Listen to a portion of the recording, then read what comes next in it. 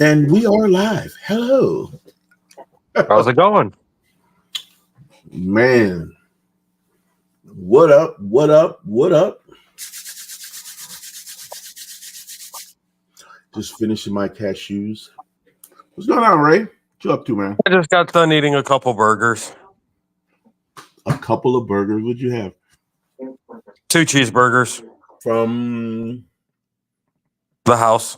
oh, she made the cheeseburgers. Yeah. Cheeseburger.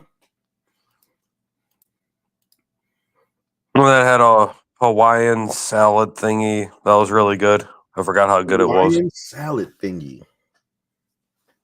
What you mean? Yeah, what was that called again? It's like with marshmallows and oranges and Hawaiian salad thing or something. What's going on, Ryan? Really? What up, ladies? Freaking Ryan. You nutcase.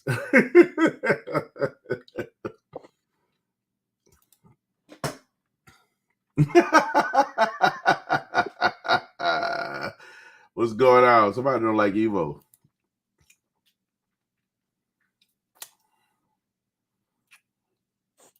What's going on, Ryan?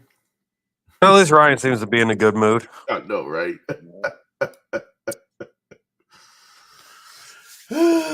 Lord. Another great week is before us. Especially considering. Yep. Yeah, man, one thing I hated before rolling out of here on vacation was looking up and seeing that leaf falling from the tree. I was like, no, I'm not ready. Yeah, I got to go do yard work at some point this week or next week. For 1995, man, I could definitely make you as cool as we are. I got you, buddy. I got you. What's going on, Ryan? What are you up to, man? I mean, Ryan's a friend. You should do at least $9.95. I mean, right. He's not RJ. Facts.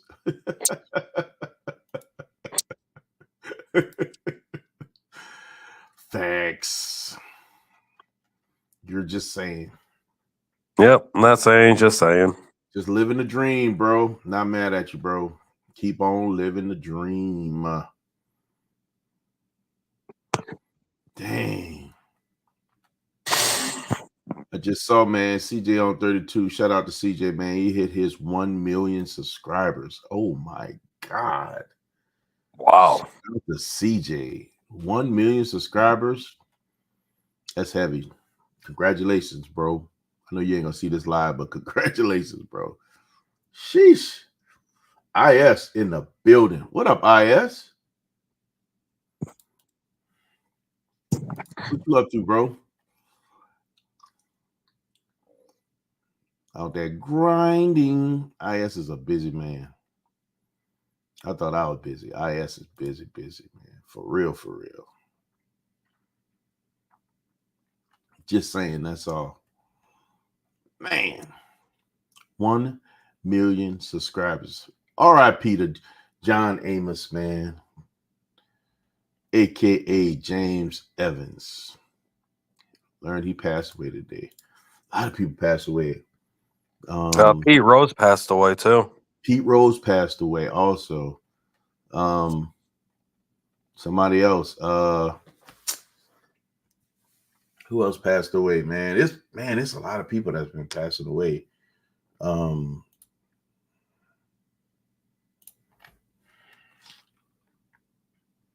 Who else passed away?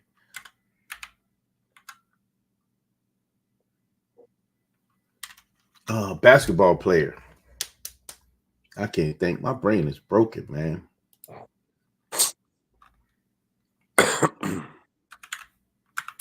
It happens. Yeah, man. There's a lot of people passed away just recently, man. It's a lot of people passing away that are the American Pickers guy passed away as well. Well, I didn't even hear about that one. There's a couple other people that passed away as well. I didn't even hear about that one either. Golly, who else passed away? It's another actor that's recently passed away. I just saw that. Good Lord, man. I don't know what's wrong with my brain, but it is not working right now. There's a lot of people just recently passed away, and I think that's just the crux of it all. I'm trying to find names. I want to be 60 years old. Wow. John Amos passed away. I'm looking on here to see who I could see. There's somebody else.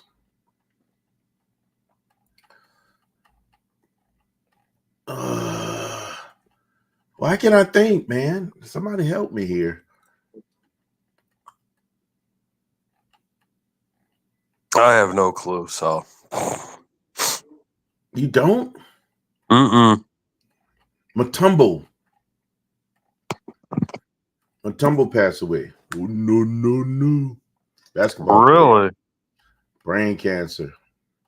Passed away yesterday. Wow. Yep. It was somebody else that I saw pass away as well from one of my shows. Yeah, Mutombo passed away yesterday. 58 years old.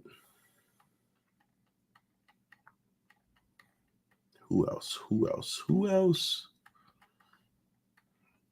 I don't know what's going on, but it just seemed like it feels like a lot of people, man. It just feels like a lot of people. I think it's the familiarity of who's passing away.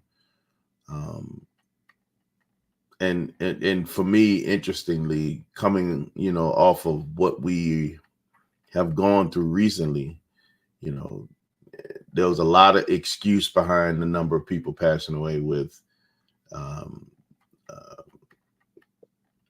through the pandemic. This right now is all the other stuff that's just happening. It just feels weird, man. It's a lot of people. Feels like a lot of people. Every day I feel like it's somebody else that, with a level of familiarity. Every day it feels like that. And then you hit me with, I just learned about the guy from Pickers, and then Pete Rose. I did see Pete Rose pass away, but it just feels like a lot, man. Feels like a lot. Good Lord, man.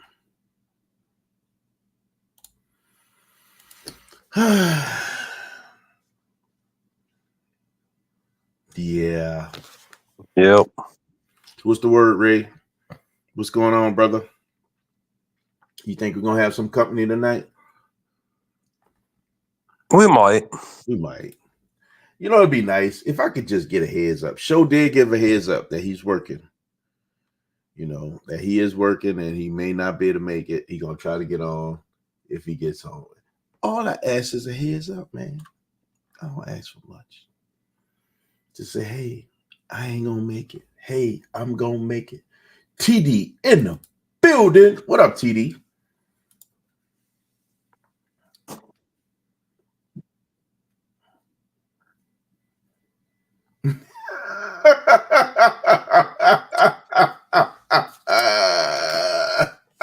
Oh, jeez. Good luck, brother. Good luck. Yes, indeed. You think that'll work? Probably. I wouldn't put it past them to do it. No, I'm doing it is one thing, but will it work though? Oh, it probably will destroy that bottom end. Without it, he was just under 700. Yeah, it might work. It might work. Yeah, I'm looking at that package. It's gonna give me about 100 over. So just a little north of 100 over. So that's gonna be interesting. He said we'll work at least once.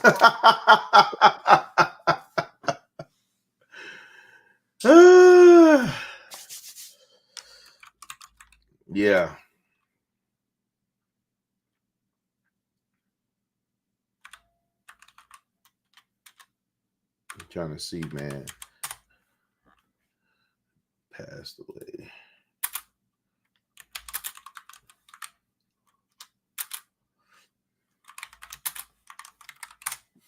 I feel like it's just a lot of people, man.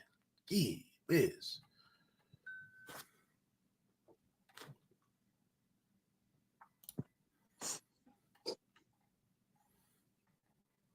Oh, yeah, your boy, man. Chris Christopherson passed away as well.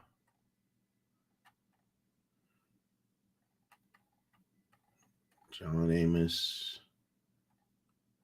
Oh, there he is, the Pickers guy. Oh, wow. Frank Fritz, Pete Rose, Tumbo. Who is this guy?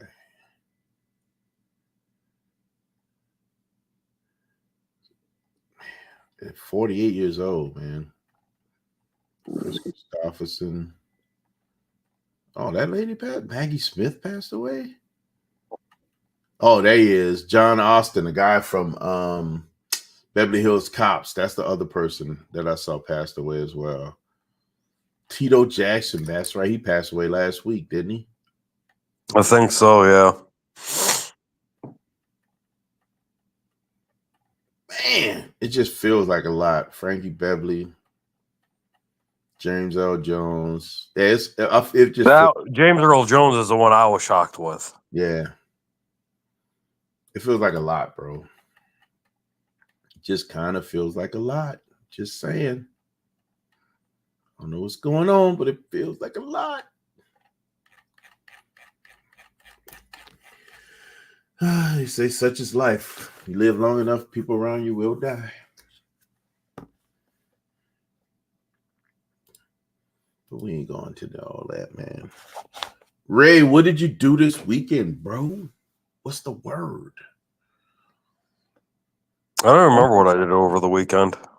What did anybody do? We're getting slow on car shows, man. It's getting real low. Friday, I didn't get a chance to get out and do any car shows. Had other stuff I need to take care of. And then the grandbaby was at the house spending the night. I did fall in on a show Sunday in between all my Sunday activities. At church, I ran across this other show that was sent out. Bobby, shout out to Bobby. Bobby be hooking us up with information, man. Bobby sent a list of shows, and I went through his list and found something up in Kenosha. It was a small little car show that I went and stumbled upon. It was at a church, and it was a decent little show. Quite interestingly, they absolutely strongly encourage burnouts when you're leaving. I was like, that's wow, at the church. I love it. They had some cool cars out there, man. They had a Diablo out there, believe it or not. It was the only exotic. Everything else was American muscle. Majority of the cars were older cars. They had just a mixed bag, a little bit of everything. It was like a custom rig, custom truck there and everything. It was just an interesting little show, man. Really, all September, bro? Man. You haven't started your car in a week? Wow. Yeah, it's it may feel some kind of way, but I guess we're getting close to that time, right? I plan on at least being in my car through the end of at least through Thanksgiving. Usually I make it to Thanksgiving, sometimes the beginning of December, depending on what kind of season we're going to have this year. But I don't be looking forward to putting my car away, man.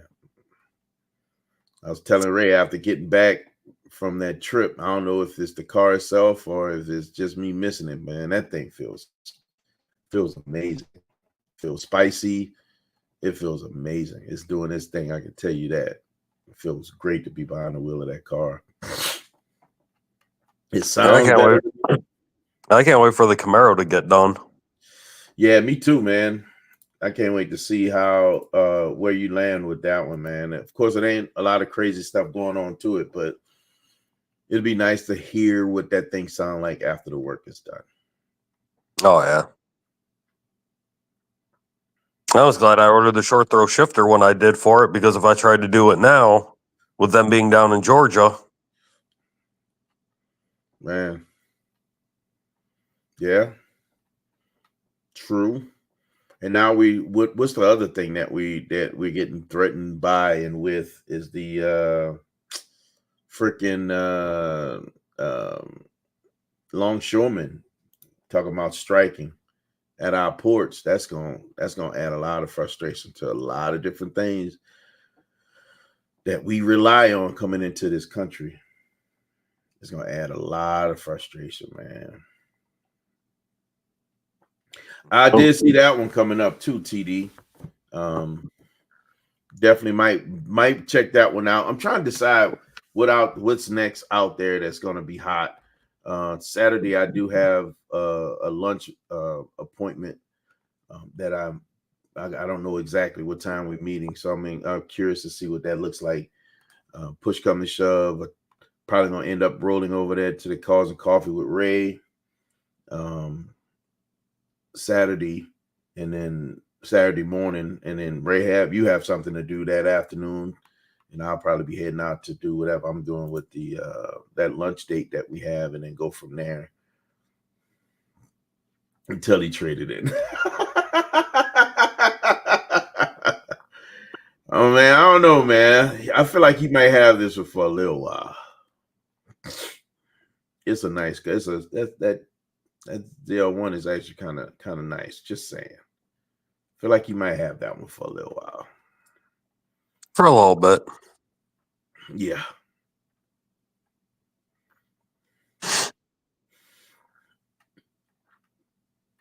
And then what else we got going on? Oh, Indiana budget biker build off October 5th. Looks cool. Might check that out. That actually does sound quite interesting.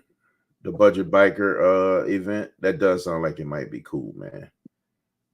Just getting all the way to Indiana. I don't know what time I'm gonna wrap up with lunch and what does that look like after lunch. So I got to figure that out.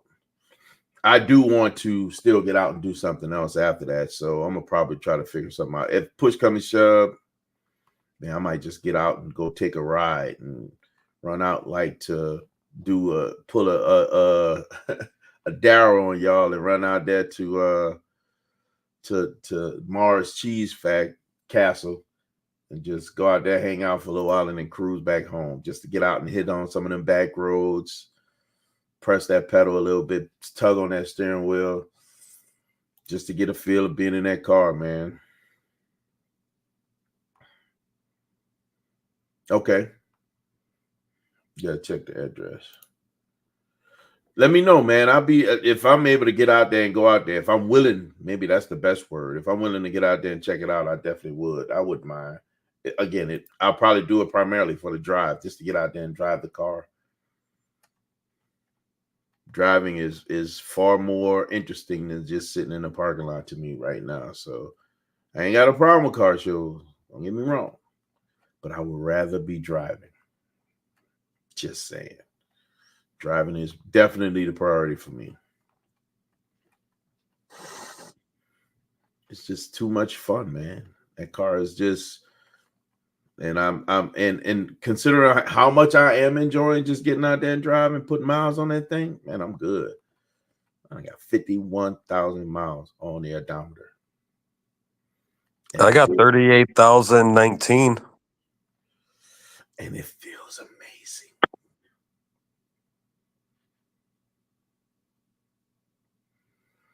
That's a yepper.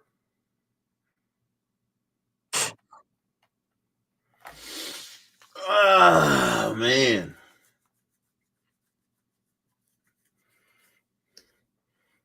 What's that? How's that GTR search going for you there, Ray? I think I'm going to give up with it. Just after the few going to look at being hack jobs. Yeah. And just too many unknowns. I don't know if I want to deal with that kind of headache. Yeah, I can respect it. Especially too many unknowns on an expensive ass car. That part. That's the other part, especially considering, that is a very expensive car that does not depreciate even with issues. Yeah. I'm getting there, Ryan. I'm getting there. How many miles do you have on that car, Ryan? Auto contest and swap. Slash. Let's see. But mine is a 9. Oh, Ryan's, you got a 99. Yeah, look, I'm driving, bro. I'm driving. I don't think I'll catch you before the end of the year, but I'm definitely gonna cross 59 next year. I doubt if I won't. I've been putting some nice miles, been having some really good. Well, yeah, I don't know. I might not. Depends on how fortunate Depends I if you am. got to take me to go look at anything else. Depending on how fortunate I am to find a Liberty replacement, because that's going whatever I do get to replace Liberty, I'm planning on having. It's going to be fun as well. So my goal is to have a daily that that should be pretty quick, that I can actually not feel bad going to shows in. You know what I mean? CTSV. What? SUV. CTSV. SUV. CTSV. SUV. It's got to be an ATSV. What? ATSV. No, I don't know. What is an ATSV, bro? Twin turbo V6. Nah. No. CT5V Blackwing. Man, now don't get me wrong. That would be freaking awesome. Escalade V. Yeah, it's just out of my LAV.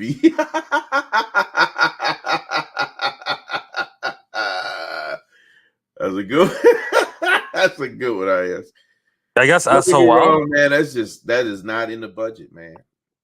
SOL. That CTS, huh?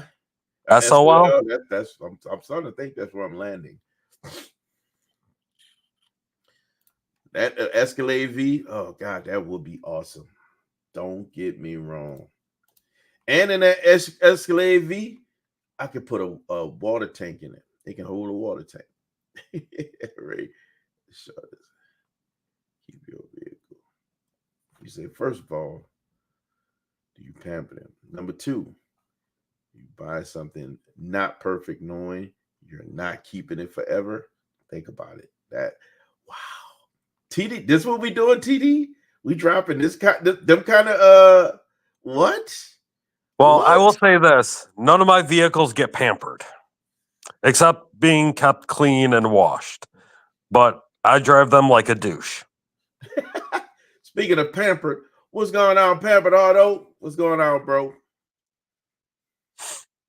And then I have bought in vehicles that haven't been in the greatest condition, and the sad part is those have actually lasted me the longest.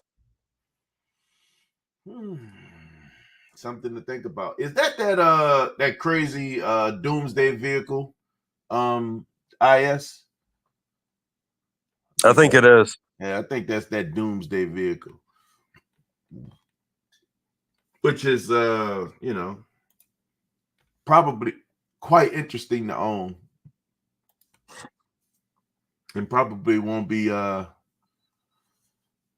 too for me too left of loving to drive it daily. My only challenge is, man, I ain't spending that much money for that thing. So we could always go to Michigan and get that Vader that's for sale. It's a car, man. I gotta be able to have it's not dailyable in snow. Put snow tires on the vet, you're good. Nah. We will call that a definite nah. Okay, I see you reeled to reeled and pulled him a McLaren 720S. Get a Dodge Ram. Yeah, can't go wrong with them. They're awesome. Nah, I don't want a truck, man. I love mine. Ryan loves his. I need something that can fit in the garage. I think we've had this conversation before. Trailblazer SS? In a garage, which is not a bad pick. That's not a Gen bad. 1 SRT Jeep. That's not a bad pick either. That 6.1 motor is a nice beast. But I will say the all-wheel drive on those, it is a 70-30 split. Which is not horrible. I mean, as long as I'm not beating it up out there, I'll be all right. I'll be safe. It means I can slide and have a little fun, right? You could slide and have a little fun in a Dodge Ram too, and come out cheaper. Does not fit in the garage. Got to fit in the garage. There's some certain criteria we got to stay disciplined to. You know what? We'll test fit it next time I come over. I'll bring my Ram over and we'll test fit in your garage. That sounds like a plan. It's not going to fit. Tell you that. Yeah, a little scrape won't hurt anything. It hurt a lot, and we won't be scraping anything over here, my friend. Well, if you get one with air ride, you could just put it in entry mode and drop the air ride down, and it'll go in the garage. I'm thinking about the length. I think it might fit going into the garage. As tall as Liberty was, Liberty can fit in the garage. Oh, lengthwise. Lengthwise. That's an issue. Get a bigger garage. I want it. I really do. I want it, right? You're not saying anything. You're preaching to the choir at this point. I do want a bigger garage. Uh-oh. Come on, TD. TD is on it. Let's go, TD.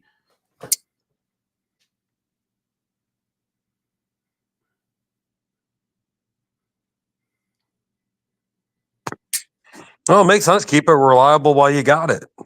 I mean, that's important too, right? So if you keep it reliable while you have it, one, it's going to take care of you as much as you take care of it.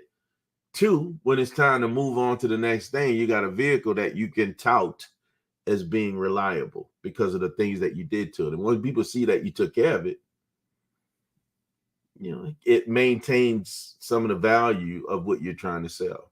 Yeah, especially if you sell a private owner, then you could turn around and be like, here's all the work on everything been done to it. Yeah, you'll clean up way better on private owner than you would from a dealer trade. Yeah, dealer wouldn't even your truck. Your truck is beautiful. Yeah, dealers wouldn't even care about it, but no, they're gonna look at what they're gonna see what they're able to get and try to lowball the crap out of you. The Denali truck is not a bad idea. Again, it's just because of what I want and what I want to do with it. It puts me in a peculiar space. That and just the regular Cadillac, Escalade, should I say, they both put me in a peculiar space. I would want to have something a little bit more sportier. Me and 3 in the building. What up? What up, Cody? What's going on, dude? Man, I see you over there putting in that work, man. I like that diffuser that you put on that 300. That was snazzy. I've never seen one. To your point, I've never seen that diffuser for that car. I've only seen people use the diffusers off of the other Dodge products. The Charger, excuse me. That's the only thing I've ever seen people put on those. And I think that you picked a good one, bro. You picked a good one. It looks good on there, bro. And again, it looks better than good. Yeah, it really does. Not gonna even hold you. Not gonna hold you.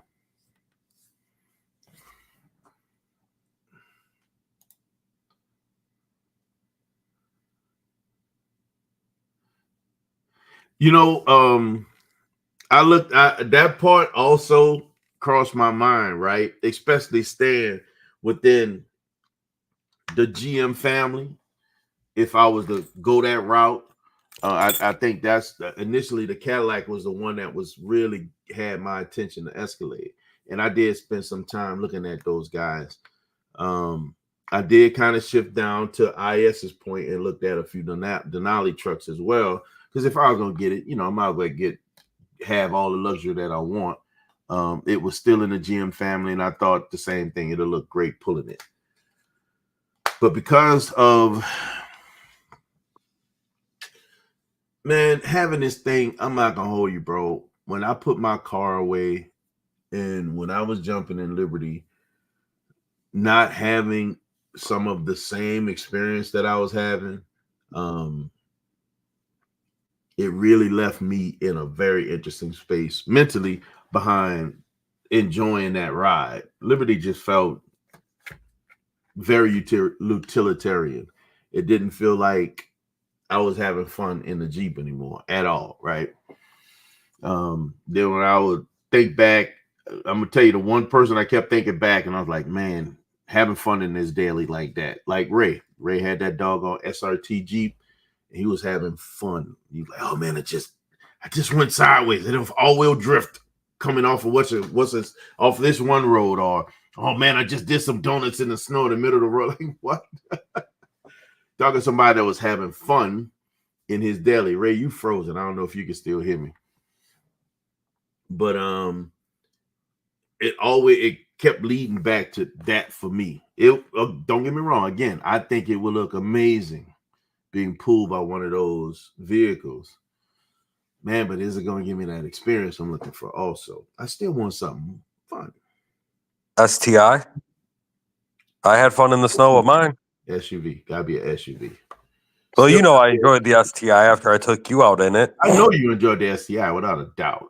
I know how much you enjoyed that. Company, a UK base. Good move, man. Very welcome, brother. Thank you for sharing that video also. But again, it was it's still got to be again, my criteria got to be an SUV. I feel like I really want a V8. What up, Lefty? Lefty's in the building. The Enforcer. What up, sir? So I still want whoo, yes, sir.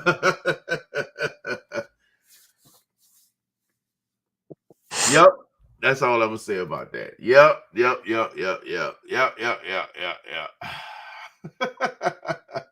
You want a 99 vet for a daily? Why? It is supercharged. What's supercharged? It's the 99 vet.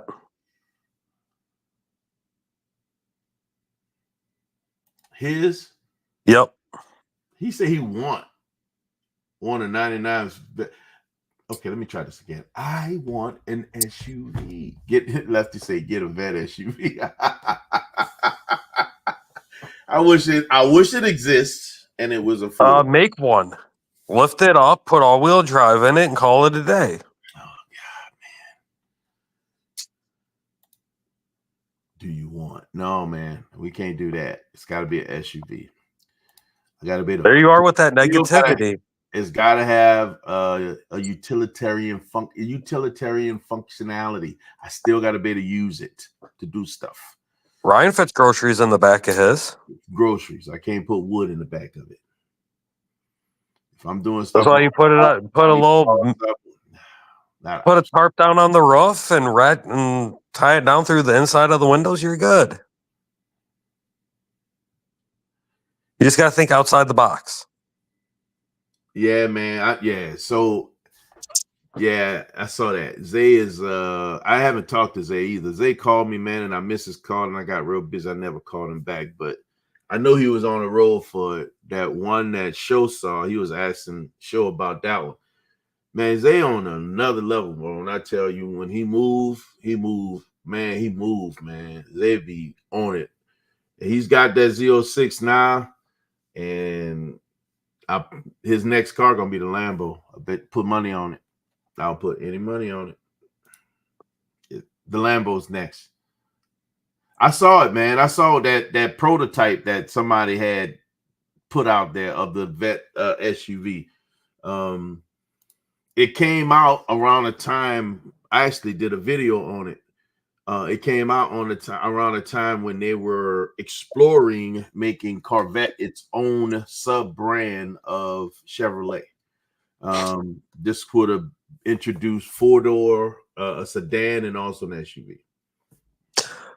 Ryan, that comment sounds so bad right now. Wow, bro. Yeah, wow. Let me just say wow. I hope you don't get me demonetized with this right here. Really? That's absolutely horrible. And it's also personal TMI. I guarantee Ryan right now is probably just shaking his head and all that stuff too. Not what I meant. Hey, but it's what you said, buddy. It's what you said. Yep. Say what you mean and mean what you say. Hey, yes. Yeah, I know Zay, man. Zay be moving, man. Zay, he hustling on that truck. He's doing well for him. He's doing very well for himself for a young guy, man. And he's very, very smart, money-wise and investment-wise. So he makes really good decisions with his money, and he allows his money to make money for him. So he's very, very good with that. But yeah, I knew that was coming. I knew it was right around the corner. I can promise you that. Cam chopping and whistling noise. Nope, can't be that though, bro. Gotta be an SUV. Nope. I can sell you a 23 Tahoe. You sounded like a robot, but you try saying that again for me, buddy. I said I could sell you a 23 Tahoe. You can sell me a 23 Tahoe that belongs. I was trying to see if she was going to even listen to me. Yeah, here we go. A daily to drive to work Monday through Fridays, date night Saturdays, suit and tie for church on Sundays, and able to carry a hot water tank. Famous verb from TD. Exactly. That's kind of like where I want to be, right? But I need to add something to that. I still want it to be fun. Trackhawk. Which is only off the table because somebody else might want it more than I do. I'd let you keep it. Not a bad choice or thought. It's just that the problem with Trackhawks is they steal them. And I'm not trying to go through, trying to look it over my shoulder and Traverse RS. Before I even look at the Traverse RS, I look at that Ford.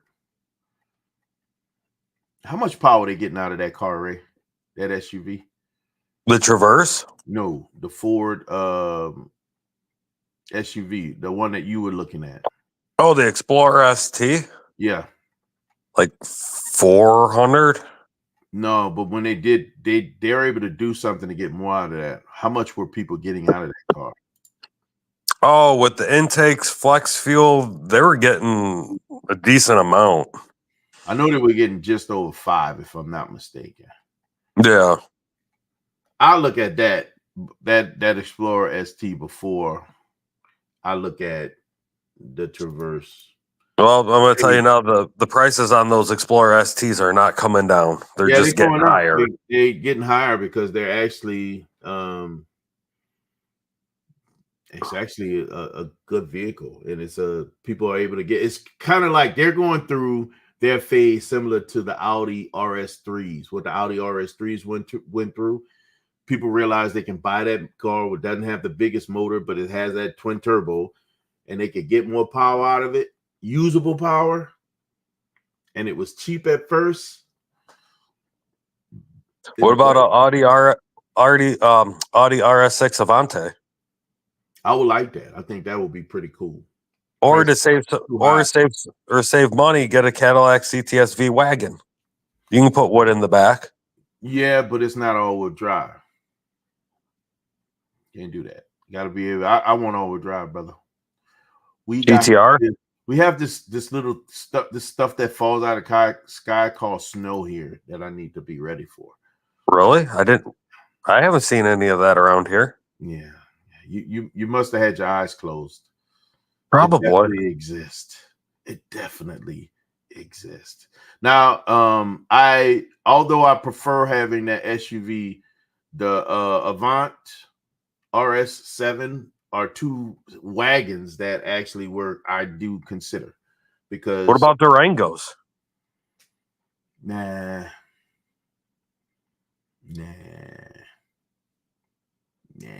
not Durango. And I say no to Durango because it sits in the same space as the Trackhawk and the SRT Jeep. The RTs don't. I don't want a 5.7. What am I gonna do with that? I don't want to Drive it. No, I don't want a 5.7. Not fun enough for me. I want a fun vehicle. 5.7 is not fun enough. 300 and It's something. fun for me. Not fun for you.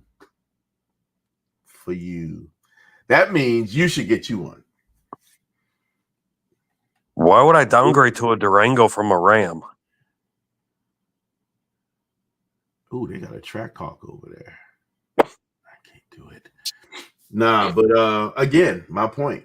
What's wrong with the 5.7? It's not enough power, and I'm not going to throw that much more at it to try to get anything extra out of it.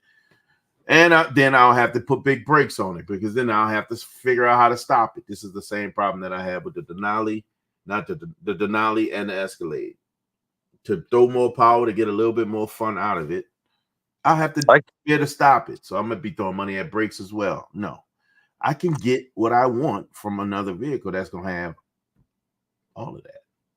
And I can get you in touch with my guy that can turn around and get your 5.7 where you want, perfectly reliable and cheap.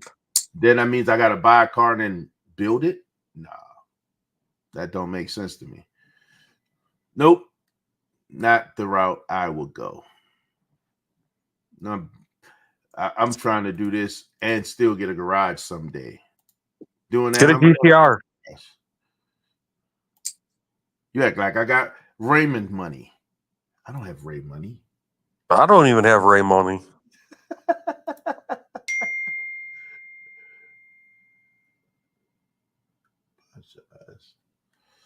Patio guys. Yeah, man. I need to go. I'm looking at Illinois Motors. I just saw they had some stuff over there that I need to check out. RZR Trail. What is that? RZR Trail vehicle? What is that, man?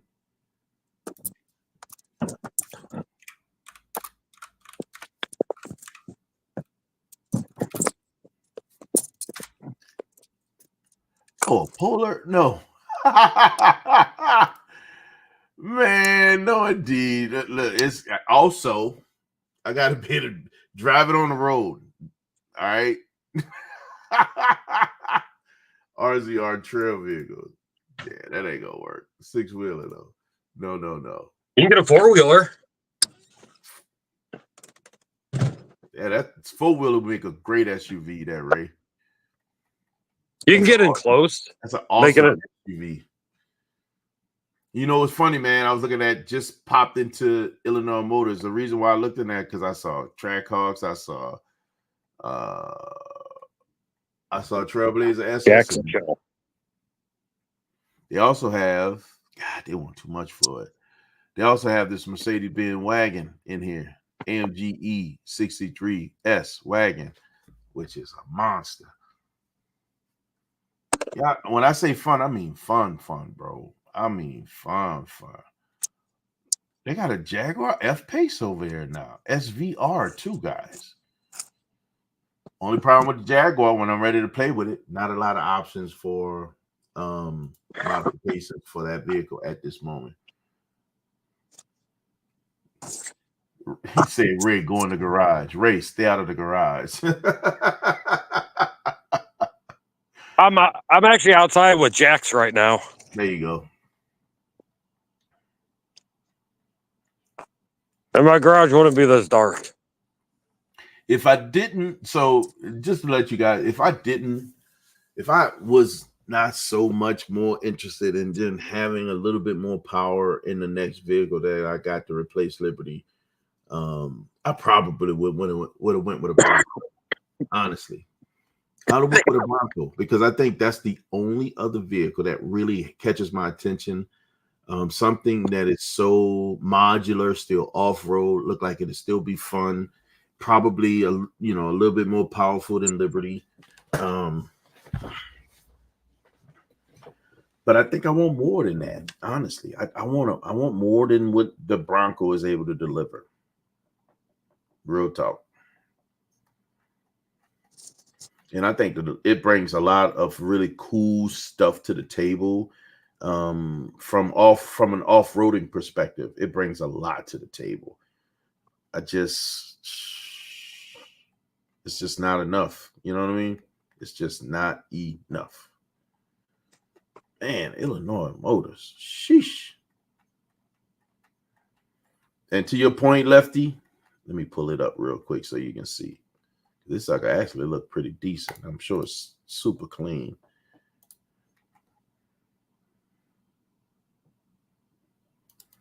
Share screen. Let me share my screen with you there, buddy. So you can see this goodness that I'm talking about here. It's that goodness. This sucker looks good, bro. It looks good. Yeah, that was up there when we were up there a while ago. Yeah, it was. That's right. It sure was. And I like how they got this in parentheses, original.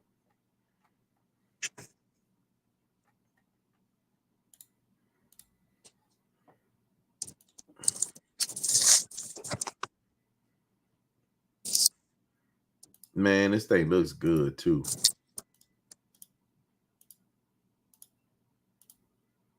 I think we did talk about this one too.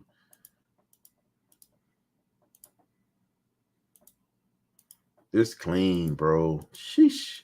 It's clean.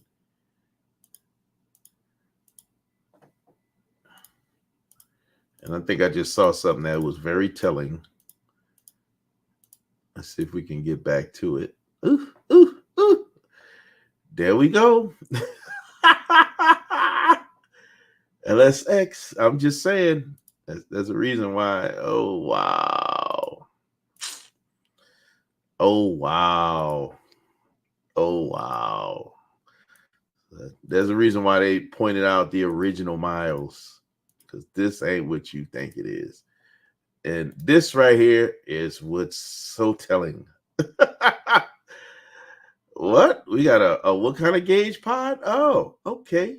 Why? Why can't we have the regular gauge? This car is something else, bro. Does it have the mods on here? Oh, there we go, right there. So we got a 400 trans, Holley Terminator X, Holley 7-inch dash, 102R intake, fuel rails, aftermarket throttle body, cold air intake, LT headers, oh my God, Ron Davis radiator, 400 trans APR head bolts. This is not your 390 horsepower original. It is much, much more. An old ambulance. Let's just strike fun from the vocabulary there, IS, and add an ambulance to the option table. That kills all the fun, buddy. All of it. All of it. Yeah, that thing is pretty nice, man. Just saying. Just saying. A lot of coming soons. Let's see what those. Oh, these are trucks. Big trucks. Big trucks coming soon. Yep. Oh, wait. A Super Duty F-250. Ooh.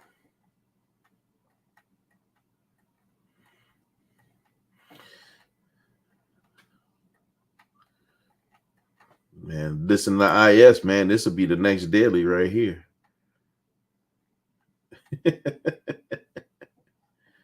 Stock trans on the on that SS. No, well, you heard what I told you, everything that was on it. Yeah, bro.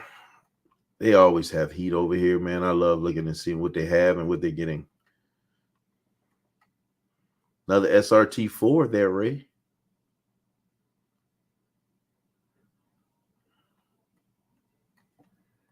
Man, I must have lost Ray. He's quiet.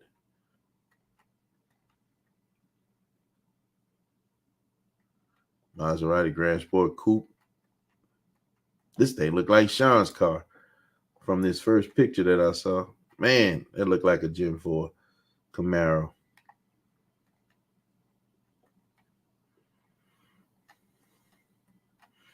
Yeah, man. Some, again, I still want something that's gonna be spicy, man, and fun, bro. It's got to have a few pieces to it that's gonna take it to the next level, bro. That Lefty, you see, this thing is very, very spicy, bro.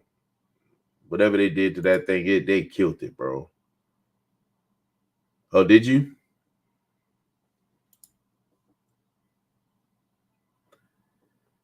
You think so? I think that 400 it'll support what it's doing.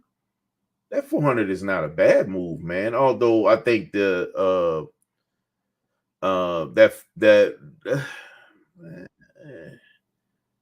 guess it depends, man. Hey, buddy, welcome back. Thank you.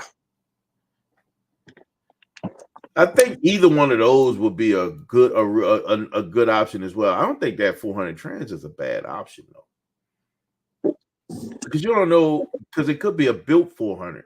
A built 400 is bulletproof. You pretty much throw everything at it.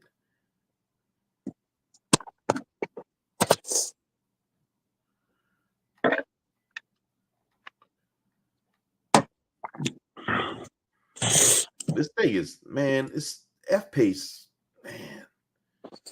That one that I rode in with that, she had so many mods done to it, and her vehicle is being used as a R&D vehicle for all these new parts. So she's getting all these updates and mods for free, basically, to help them build out what they want. Now, with the key to factor, when you look at this thing, and people don't understand, this truck is not a slouch. The SVR is at 500 horsepower, 516 foot-pounds of torque. The problem is trying to get whatever else out of it you want or that's available to pull out of the vehicle.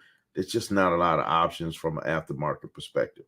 And this thing is very, very nice on the inside. I think they did a great job with this truck. The seats are beautiful. Come on, buddy. You can get there. The dash, and it's luxurious. The Brits did a great job with this vehicle. It's comfortable too, very, very comfortable. And with her mods that she had, man, she did an all-wheel drive drift on dry land. This thing scooted and booked. It was amazing. Very, very fast vehicle. I'm impressed with it. I just, again, eventually I would want to do something to it, whatever I get. Unfortunately, this gives me something to be comfortable with right off the bat. But man, when I'm ready to play, I don't know if I'll be able to, I just don't know how long it's going to be before commercially they'll have some really good options for this vehicle from an aftermarket perspective.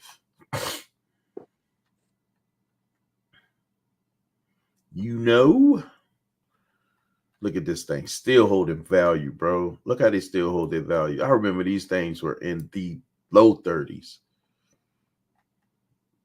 RS3s, because of what you can do to that little bitty motor and how much power you can squeak out of that thing. Now they hold value.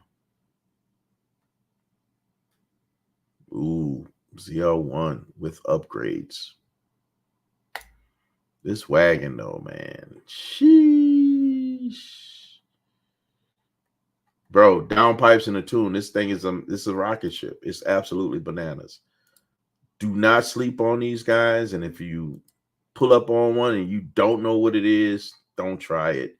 It might break your heart. It might break your heart. I'll beat it. Something else. What'd you say? I thought I could beat it. This thing, when I drove I don't know if it's not this vehicle in particular. The one that I drove that they had at Illinois Motors, that thing launched harder than Zeus. Absolutely harder than my car. It was crazy. Absolutely bananas. This thing is fast. But it probably was also about 800 plus horsepower. All-wheel drive. It's got weight on the tires, so that thing scoot and go. And it was super nice on the inside too. Sounds so good.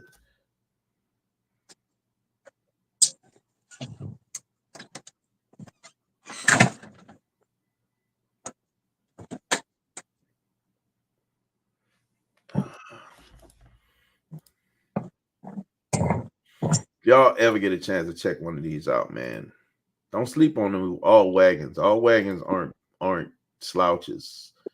Germans actually put a couple together that works. They work.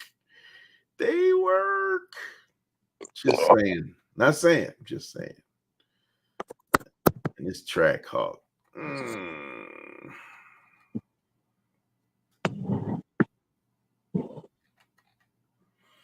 I just don't want nothing somebody else gonna be trying to take, man. I ain't trying to shoot nobody. No, not unless I have to.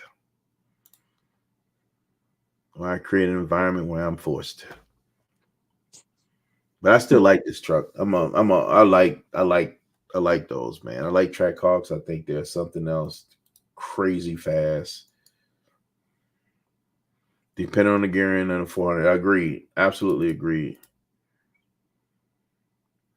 If it's built, probably not, man. If they did what they're supposed to do to it prior to putting in on this, all the motor that's in this car already, it might be all right, man. I had a guy at home in New Orleans used to build these bulletproof. When I say bulletproof 400s, bulletproof. You can throw everything at them.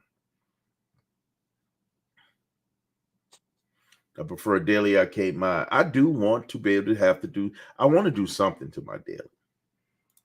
I ain't trying to build another race car, but it'd be nice to be able to do a little bit something more. Tinker. I'm a tinkerer. I like to tinker. I want to be able to do it, touch, play with, mess with, modify, improve, add new stuff to eventually to my daily. I've done it with all my dailies. I ain't trying to build a monster, but I still would love to have something that I'm able to tinker with a little bit. And if I'm not getting performance out of it, as I did with Liberty, I got something else out of it when it came to appearance, to functionality, with like the lights or the body or the lift.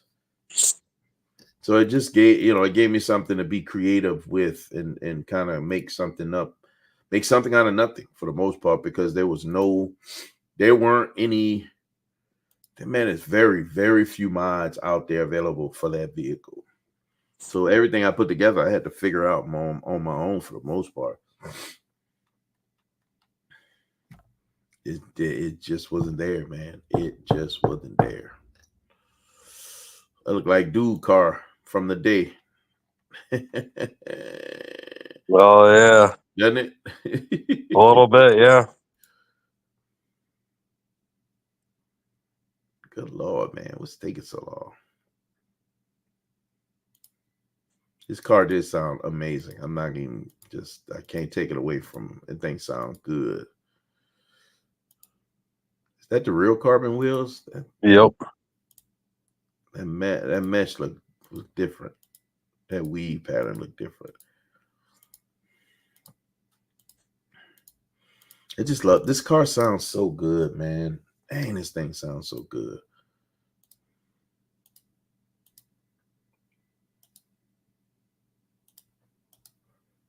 TD, if you still on here, man, and you say you thinking about not keeping your car, what do you think you would go with next?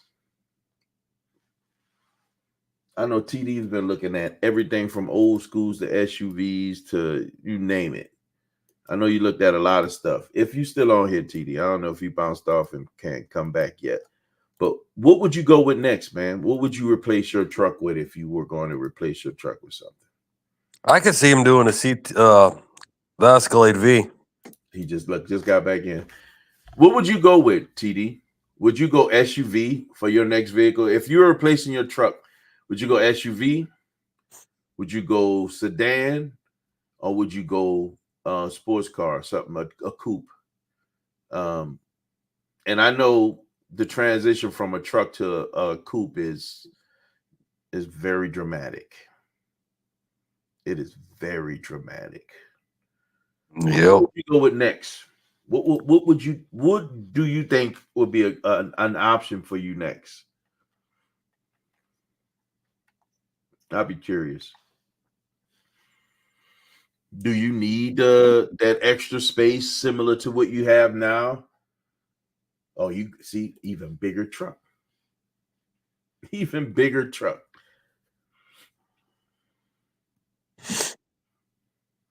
Do you see yourself? I know old schools are in your plan.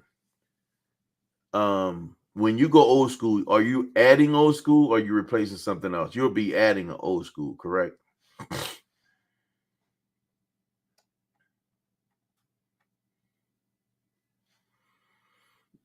Oh, Ray, I don't know if I showed you all this. I was on Wisconsin Surplus. I started saving a bunch of things because I got to get with my Wisconsin guys. We got to figure this out.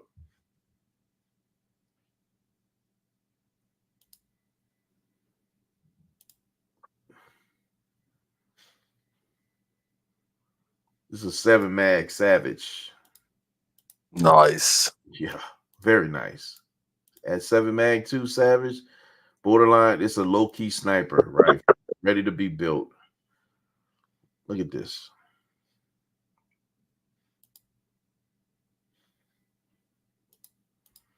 This website has so much. That's 12 gauge.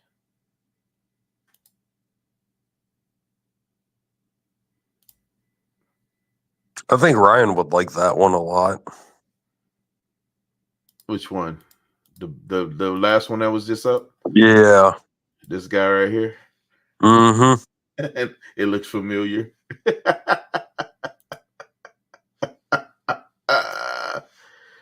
Yes, add an old school. I can't do a car as a daily.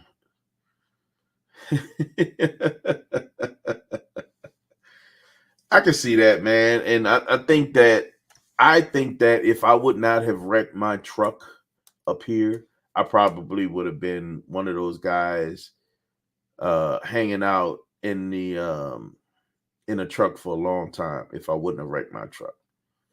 I'd have had to end up buying something else that was going to be that car. But I was in trucks for a long time before I wrecked my truck. A long time. I was in trucks before my daughter was born. That's what I'm trying to tell you. So that piece right there. And then when I got up here and wrecked that truck, it was like, man, all right, well, I'm going to get something different. Let me try something different. That's when I went and jumped in that Infiniti.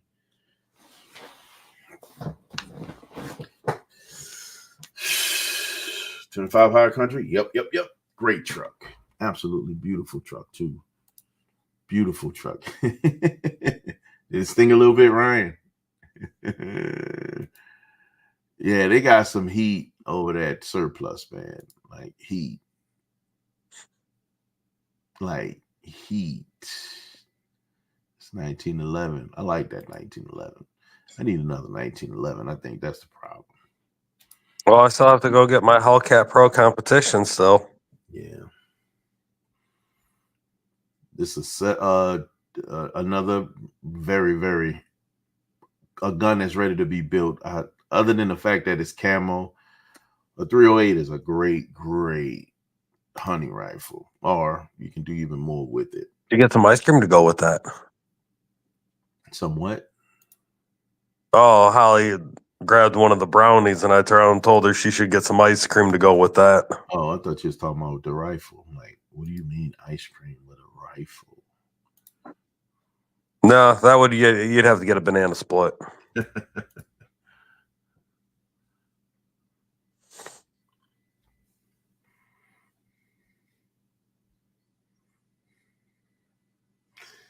So honestly, man, depending on the direction you go, you can get an old school that actually cross boundaries. And a greatest example of an old school that crossed boundaries, in my opinion, is Sean's car.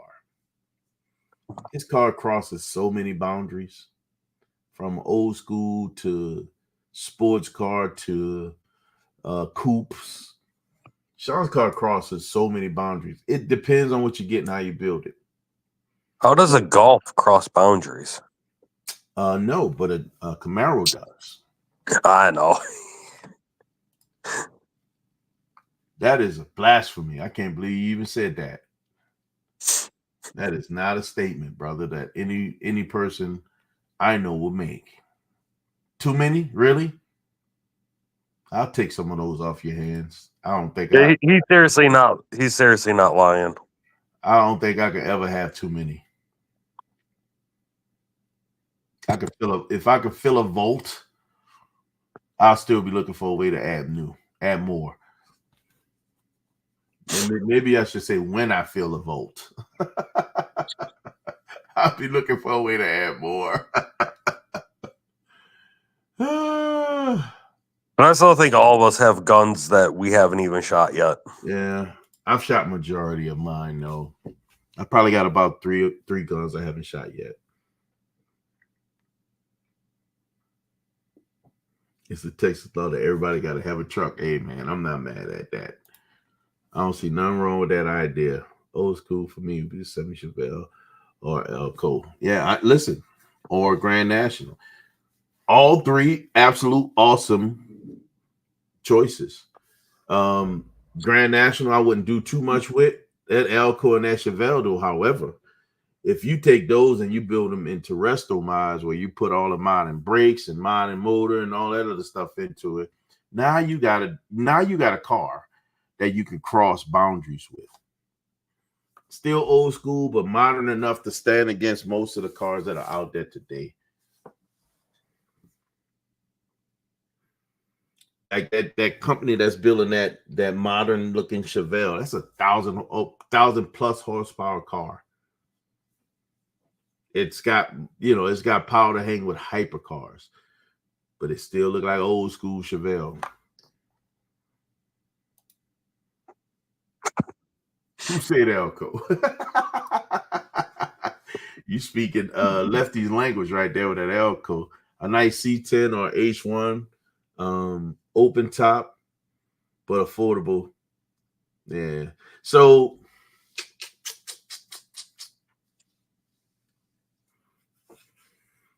with the C10 still fits in that, in my opinion, in that world of resto mod. Lowered, looking nasty. Like I think what you call them had a C10. I think they have a C10. Do they? Yeah, I think they got a black one right there. Right there. They got a C10. See this right here? Okay, Lefty, I think I found your truck. This truck transcends. It goes, you could take this to any car show, or in my opinion, honestly, any Cars and Coffee you're in, any car show you're in. This thing is beautiful. Yeah, when I got the ZL1, they had started up. Dude, that thing sounds nasty.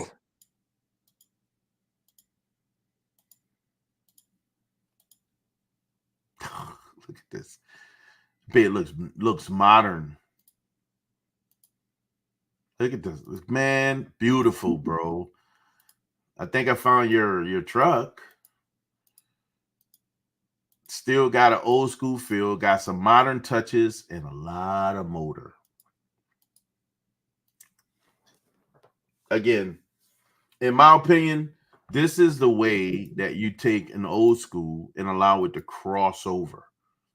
Man, look at them loom tube headers, bro. Because everything has been done and touched to this car. It rides like a modern car. It's got big brakes. It's got modern suspension. It sounds vicious too. I want to hear it. I haven't heard this truck, but I definitely want to hear this truck. So I'm definitely going to try to figure out how I get over there and hear this truck. But TD, to your point, this is how you have that truck that crosses over. And what would be really cool for you is that you have a truck already. You could pull this truck with your truck. And this thing is beautiful. This is a beautiful truck, man. Or because of everything that's done to it already, you can just drive it. This ain't nothing you worry about getting stuck on the side of the road. You can just drive it. It ain't overheating. It's going to do what it's supposed to do. Bruh, I'm just saying. The only one you're not going to get that feel for, that same feel, in my opinion, will be the Grand National, and it all depends on what and how far you go with a Grand National. Not too many people are willing to wrestle them out of Grand National. People try to keep them in a certain place. But you can break the mold if you want to and go that route. H1. Got to get the most out of H1 or a Hummer, a Humvee or a Hummer. Yeah, you definitely want to go diesel. You don't want a gas motor for that heavy vehicle. You want diesel. That's going to give you everything you want and a motor that lasts forever. And if you twin turbo it, it might be 400 horsepower, but it also be 1,000 foot-pound torque. You can pull everything with that thing. Pull a building. But it'll still stand up and smoke them tires. But you gotta only downside with the Humvee is that you gotta get the heavy duty axles for that. Because you'll snap them, you'll tear them up. But for your other options, and to your point, it's turnkey, brother. You jump in this thing, you turn it in and go. Look at that tire on the back, man. Sheesh. Love that concave. Man, you can sit in this doggone wheel well. This thing is so deep. Look at this, how deep that thing is. That wheel. I'm just saying, man, this is there you go. Here, that's your option. But this is a 405 on the back of that car. Oh my God. That's a 405, bro. Jeez.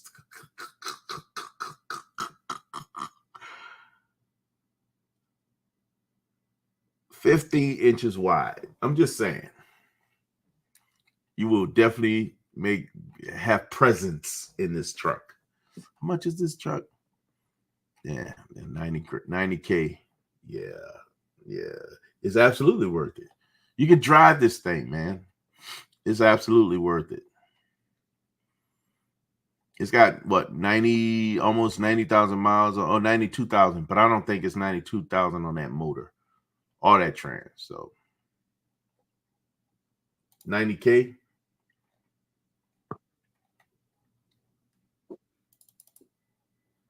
$89,800. They do get a little flexible at Illinois if you talk to them. If this is not a consignment vehicle, you're good to go. If it's consignment, then you'll have to work around that. Two things that look so good on this that just amazes me right here. You see that? Big brakes and air conditioning. You can drive it, bro. You can drive it to wherever you're going, man. You can drive it.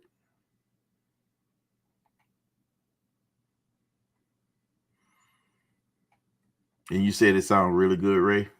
Oh, yeah. You sound angry? That sounds vicious. So what I'm going to have to do, TD, I'm going to get over there and I'm going to have to get a video of this for you, just for you, bro. So you can see this thing. But it doesn't have to be the vehicle that you go after. But this is a great example of a C10 if that's the route that you want to go. Remember, this one is done, and I think it is worth every penny, to be honest with you.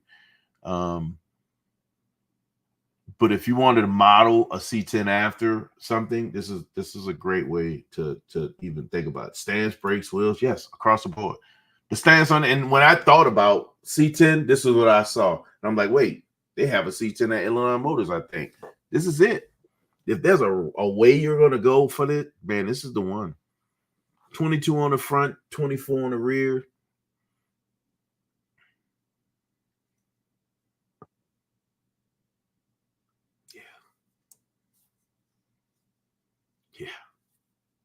Ray, what old school would you get if you were looking for an old school and it was time for you? It was like, okay, let me get an old school. What old school would you get and what direction would you go? Let's say you found an old school. It's in decent condition, no rust. It's got probably period correct motor. Everything is factory suspension, even got the original wheels on it, right? Original interior seats, the whole nine. What car is that, and what would you do to it? Do you keep it original? Do you resto mod? Do you do something in between resto mod and keeping an original? What car is it, and what do you do? I'd probably do a 70 Hemi Cuda 444 speed. Mm. And all I would do is do a full exhaust so you can hear that 440. Really? That's it? Keep the same suspension and brakes? Yep. Really? Because I'm sure I'm going to have other multiple cars in the garage already for speed. That would just be the Cruiser, and that's what you basically that car you would just enjoy it for what it is. And since they were even the cars back then were so underrated, you know it's got more power than what they even way say. More power than what it had. Yeah, than it was touted of having. Yeah. Even the Buick GSX, those were underrated big time. Yeah, they were.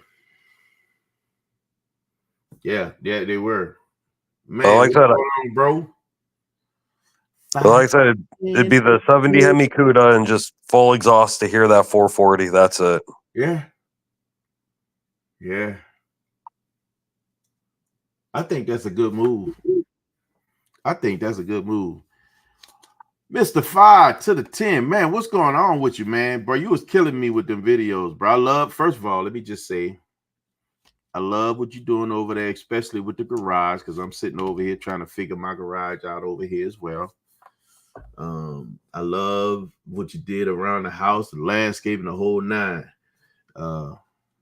Your stories, man. Some of the stuff you said, and I left comments, man, sounds so familiar with some of the things I had to deal with some of my neighbors, man.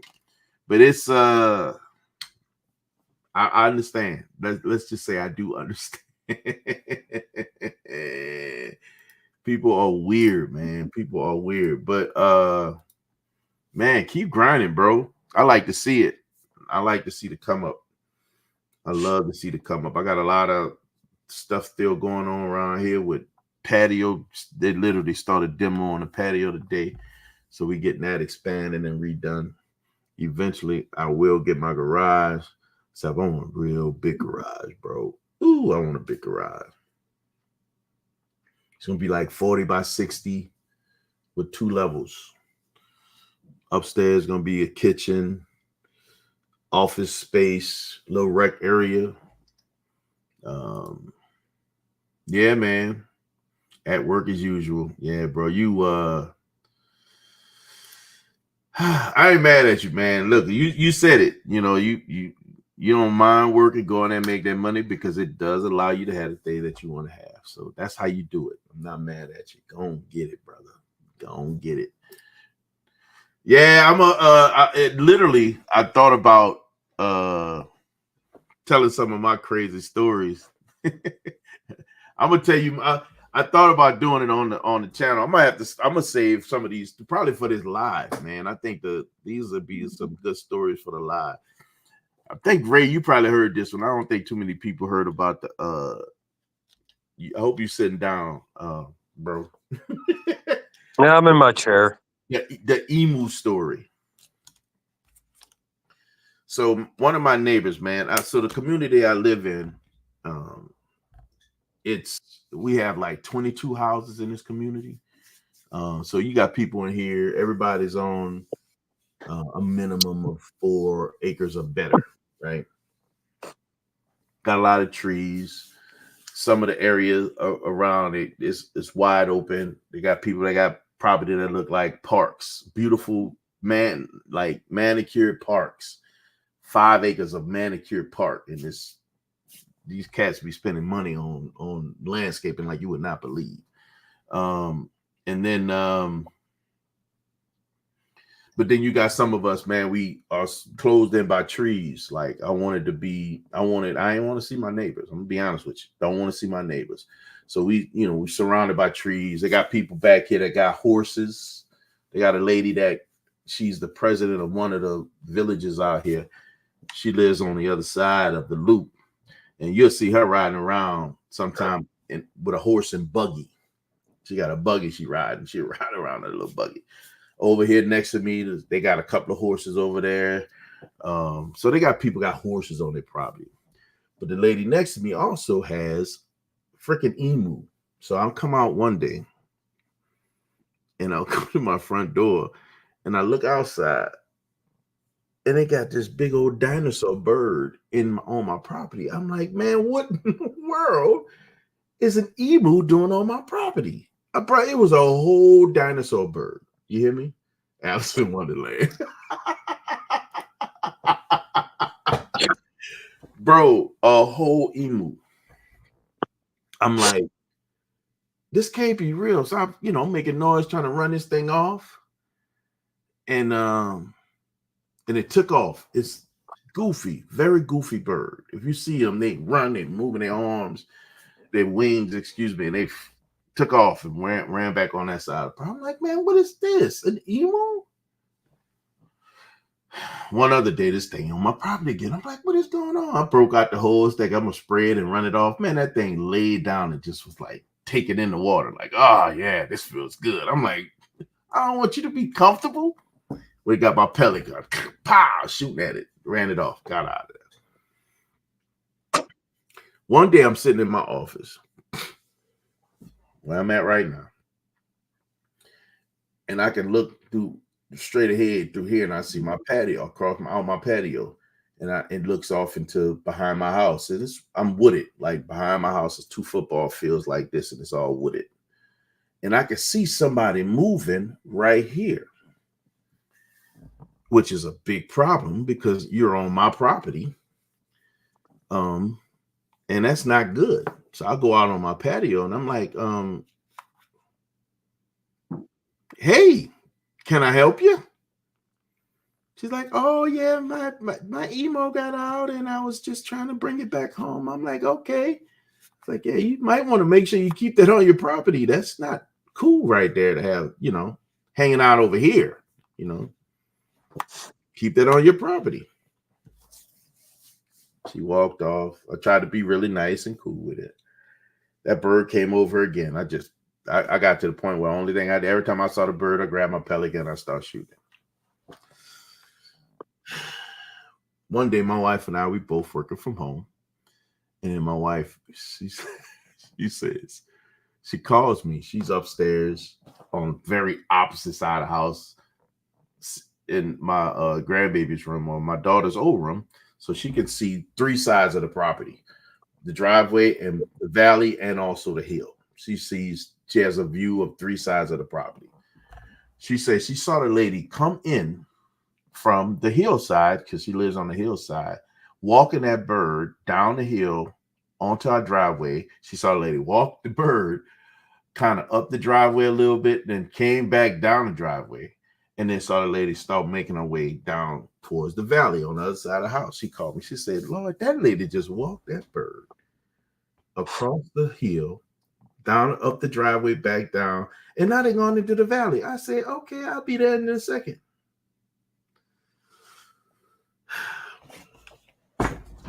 Grab my buddy. We went walk outside. I said, listen, I walk out there, open up the garage. I said, I had my little tool in my hand. I said, what are you doing? Because all the other times it's her going, she's going, get the bird. The bird got out, and I said, what are you doing? I got my tool in my hand. She's like, oh, the bird. No, the bird, nothing. My wife saw you walk the bird on the property. You're giving a bird a tour of my property. You keep the bird on your property. I don't want you are not welcome on my property to walk freely. Everybody got their own land over here. Use your land. Don't use my land to tour. Are you crazy? What are you doing walking on my property like this? Now she frazzed, and try to get the bird over there. Keep the bird on your property. if I find that bird on my property again, I can't guarantee its safety. That's what I told her. I told my wife, that's a big bird. And if you look at any of the videos, that's a lot of meat in the freezer. Needless to say, that's the last time I saw the emu. Why was that the last time I saw the emu? The emu kept coming out, bro. That emu was on my property at least 10, 15 times. Why was that the last time I saw the emu? Because I made it a point to let that woman know she wasn't welcome, and she better take care of that bird on her property because it might not make it home. Especially, well, you know, we got all kinds of wild animals out here. A deer died on the property and didn't last 3 days. What you think gonna happen to that emu? A whole doe, not no little bitty doe, a whole big old doe.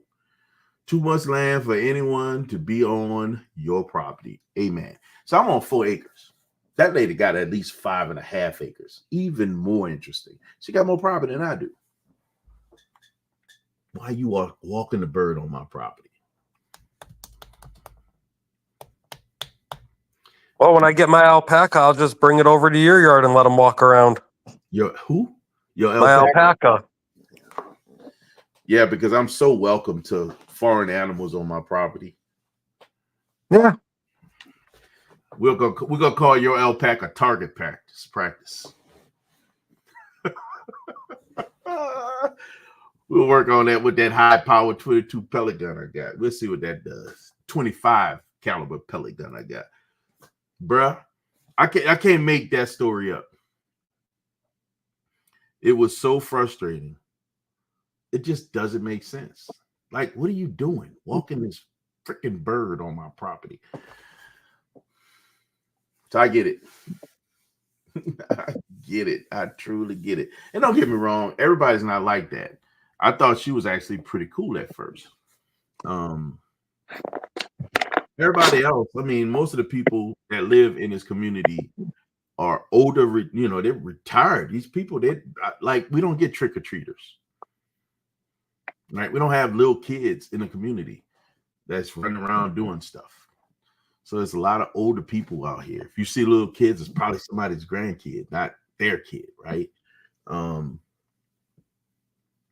it's a much older community. And so people are a little bit more set in their ways, and people like having their privacy. So like me, when these leaves start to fall off the trees, I don't like it. I'm trying to get up there with crazy glue, duct tape to put them leaves back up there. We're going to get a group of people out here. We're going to have some beers and barbecue to try to put the leaves back on the tree. Because I feel exposed when I start to see, and I can peek, and now I'm starting to see people's houses. I don't like that. I like having that privacy that comes with those trees. But, you know, it's part of the things that happen with seasons. But again, the people that live back there the same way. They love living amongst the trees. It's the life within the trees, and they ain't trying to, for the most part, sacrifice that. And they like their privacy, they like their space, they like having all that they have. And I appreciate that. But this woman broke the rules, baby. Like, nobody, they got a dude that lives. Like, he's so rebellious. He don't even want to pay association dues because he's like, I'm no longer part of this. So he literally just said, I'm not part of this association no more. They had to put a lien on his property because of the association dues that goes along with it. But he one of them guys, you can't go to his house messing with, you can't go to his house telling him nothing. You might get shot. You might get shot. Nobody go knocking on this dude door for nothing because you might get shot. He is that guy. So you got those type of people back here that they don't be bothered, man. And I love it. I love it. I could count on one hand how many times I was leaving on this community road and had more than one car on the road in the community. Because just that small, and you don't just get that much activity. And I love it. You don't have any traffic from out the road. It's a closed community. You can't come through here and go someplace. No, you just don't get it. I love it, man.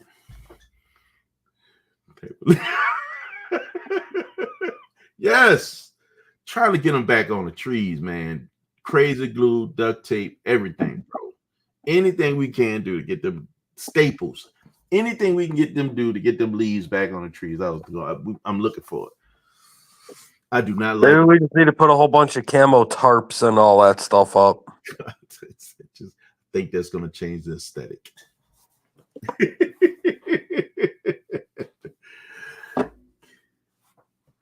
Although, if I could put like a screen of camo across the front road, that'd be perfect. Yeah, man. It's just a different feel, man. And when we first started looking for this house, coming up in New Orleans and riding motorcycles in those back roads, I used to see them houses all the time. Well, you didn't see the house. You saw the mailbox and the road. Mailbox in a road. You never saw the house. I said, man, I wonder what's back there. Man, I want to live like that one day. That was always a big, big goal of mine since a kid. So coming up here, bro, listen, I love it. I love it. The privacy is through the roof. It is so nice, man. I ain't got I ain't got blinds on my house. I ain't got curtains. The family room. Because I got trees. I ain't got to have curtains because I got trees. I love the privacy. It's a different feel. Man, I can literally run around. I can walk around my property butt naked. Nobody ever know.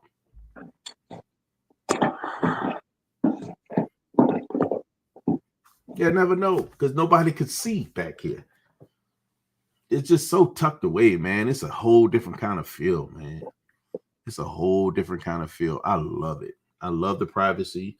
I love being just away from everything.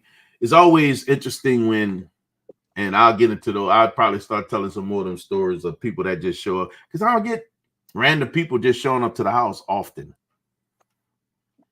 I don't get the random knock on the door. Hey, you want to get you need to get after storm, how they come knocking on your door trying to see if you need a new roof and all this other, get an inspection on your roof. Or I don't get all that. I don't get the Jehovah's Witness come knock on the door trying to hand out pamphlets. I don't get that kind of traffic. I don't get random traffic and random people knocking on your door. Salute to my little bro, Prime Time Zay, and congratulations, my brother. I'm just saying, you're making the moves, bro. I ain't mad at you. What's going on, bro? He said not naked. Hey, man, listen. I'm just saying, man. You're a Navy man. We like our freedom.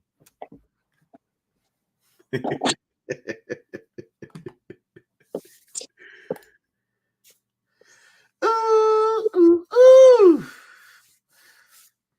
Boy, there's something about them 3 characters, Z06.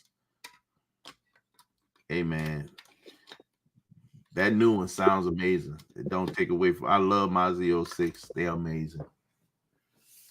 I'm happy for you, man. That's a good move, bro. I know you be popping, bro. People don't even understand. They be moving, man. They be making them things happen. I'm proud of you, bro. Keep grinding, keep motivating. Keep it going, bro. You motivate me, I can tell you that. Keep it going. Yeah, man. Yeah, bro. For real. Hey, what's going on with the house, Zay? Where you at on the house move, man? You found where you found something yet?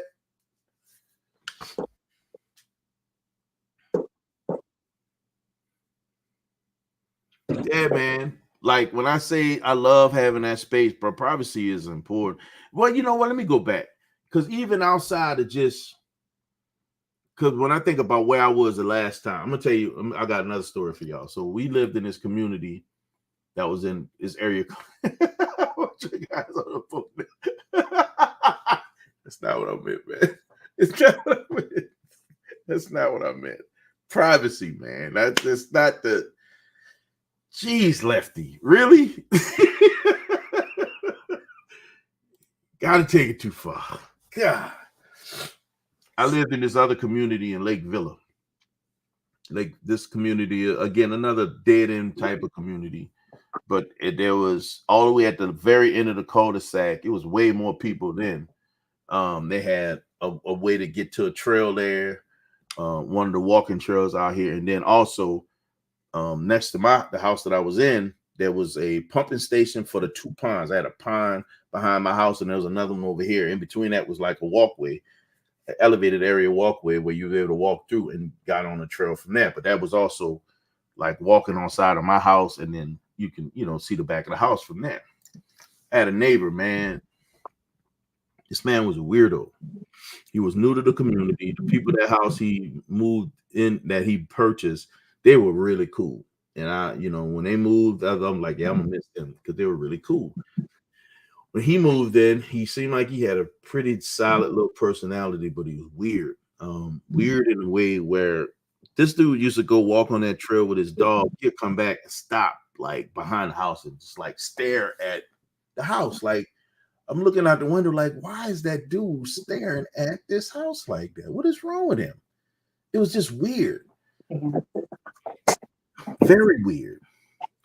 Anytime I had the garage door open, this dude lived 2.5 houses past me, away from me.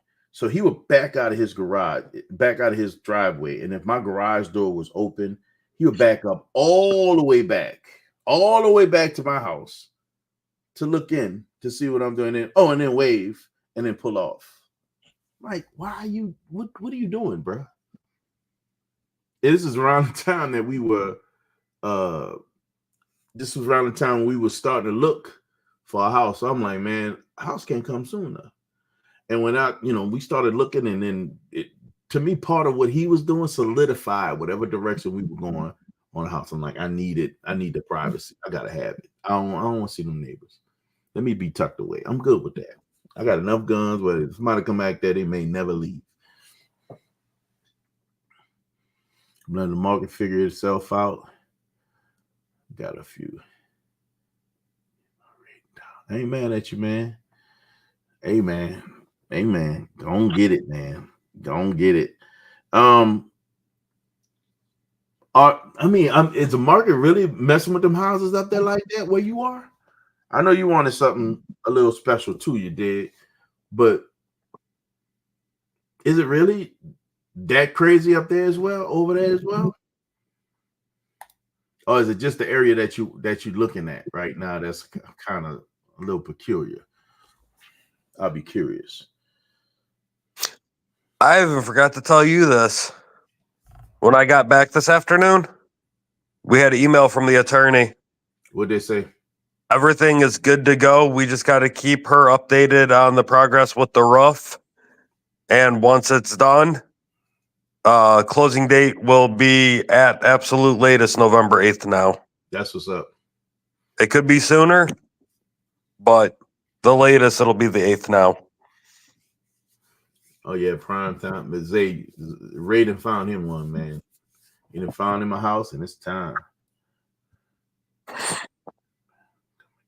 Really? Are we shifting to a buyer's market right now? I think so, for even what we're able to snag ours at. Maybe we are shifting into a buyer's market. Maybe you might be at the peak. You might be hitting the peak, Zay. Might be hitting the peak before it adjusts, man. You might want to jump in there. Because I think depending on whatever happened with this election, things are going to shift. Yeah, apparently there's a debate right now with Vance and Waltz on all that stuff. I didn't even realize Holly had it on. Yeah. Oh, yeah, I saw that. I saw that they were going to be going back and forth. They got a debate. You see what TD said? Yes, thank you, TD, and yes, it's still the same house in Sycamore. Tomorrow, TD, I'll send you the link to the house so you can see it, and that way you'll have the address already. Because I will be accepting volunteers to help move.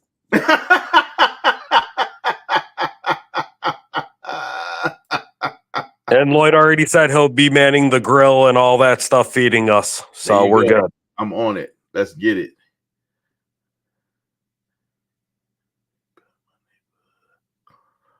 Oh, yeah, and Lefty still needs to bring us our Sonic.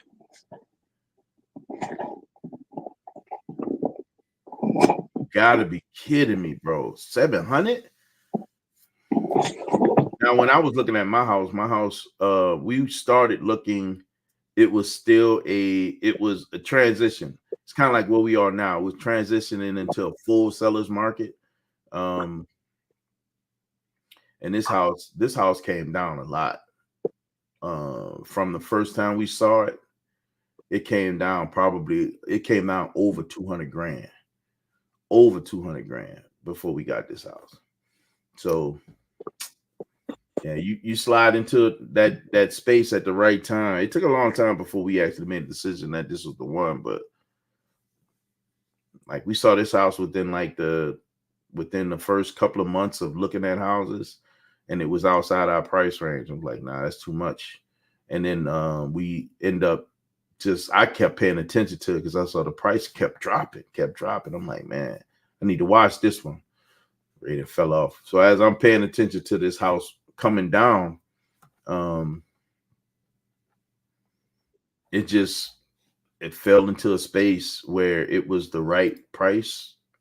You know, they took the first off. Everything just worked out phenomenally. But this thing came down over 200 grand before we end up getting it. And right now it's trying to creep past where we started, or it started before we got it. So it's creeping past that. And not only that, but with the work we're doing to the house, it's gonna blow past what it was before. My goal is to make this get this house to 7 figures. So we can get this house to 7 figures or beyond. Anything happen to us, it goes to my daughter, told us sell it. Do not try to live in it. Sell this house and take the money and run. I'll give you 3 figures for it right now. Yeah, appreciate it though. There's more homes are coming on the market now, and prices are dropping a little. They're shifting. I think we got to be sliding into a buyer's market right now, because I think there is some not writing. The market is straightening itself out, or correcting itself, should I say? But I don't even know if that's considered correcting or just adjusting. I know the car market is correcting for facts, but yeah, man. You say here, carry the water takes more. You take the toilet paper. Let's do it, TD. I think we got a plan.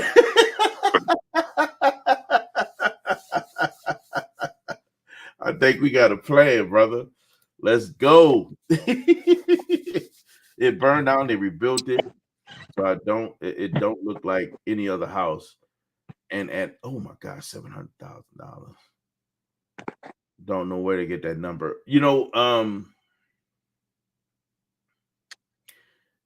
here's the good thing about a $700,000 house in your neighborhood. It brings all the value of the houses around it up. So you do get a benefit from that house being, if they were able to sell it at that much. So you still get a benefit for a $700,000 house in your neighborhood. What's interesting is where I live at, houses, because they got some older houses and newer houses in this community where I live at. The houses fluctuate from anywhere from like 1.1 million and as low as like a couple of 100,000. Like, it's crazy how the prices are just kind of all over the place. But you know, it's just how people live, man. They got what they want and they good. And like I said, they got a lot of older people back here who've been in these houses for a long time and at retirement age where they chilling. They ain't trying to do nothing extra. They ain't trying to make it all that. You know, I think where we are is the goal is to get it into a really good place so that when we do get to that point where we chilling, this is forever house, we gonna be comfortable. You know, we're gonna be super, super comfortable. That house raises my property tax. It will. but it also raises the value of your home. So now your house, when it get comped out higher. It's gonna raise your taxes. It's part of having more value in your house too. Yeah, since I've been in this house, my property taxes are high. I'm exempt, so I don't worry about it. But it went from, as I think the lowest I remember seeing it was high 11,000, and now it's over $14,000 a year for property tax. Yeah, we're coming up on a little over 11,000 where we're at. Mm-hmm. In Sycamore, it's like high nines. Yeah, because you got a little bit more rural. Yeah, but I was like, I'll still take that compared to where we're at. Yeah, and for actually having paved roads, I'm like definitely well worth it. Yeah, it's gonna be a different feel for you. You're gonna have less people around you too. Sycamore is tucked a little bit. You got a little bit more agriculture out there in Sycamore. Like I said, we've only got the one neighbor to the left when you pull in the driveway, but he's a car guy. A couple of the other neighbors across the street and down, you see all their cars out. It's like, cool, I might not get yelled at by people now. Sweet. That's always a win. Then on the other, behind our house, on the other street, there's a dude with a 58 Corvette gasser. What? So I know he wouldn't yell at me for anything. That gasser got to be loud. You know it's loud. Oh, yeah. Neighbor house was built in 1978. I'm sure they probably got a couple in here that's that old as well, man. I would not be surprised, bro. Old Fox and Jacob home. The new house is a Fox and Jacob home. Oh, the old house. I want to see what that looked like. But I think it's actually turned into a buyer's market, just because when we're starting to question everything with this house, when we were getting in a little bit of the runaround with stuff, when I started looking in houses that I was finding that I was starting to save, yeah, like the next day or 2 days later, it was already contingent. And there was like 6 of them I had saved that all went contingent within 2-3 days. Well, you know, when it was a seller's market, it was there was those investors that were buying up houses. So they were paying sometimes 10, 15, sometimes 20 grand over asking just so that they can secure the house. Oh yeah, I remember this style of house. Wow. And of course, as I'm looking through this, some of the houses I see is where people remodeled that Fox and Jacob's house.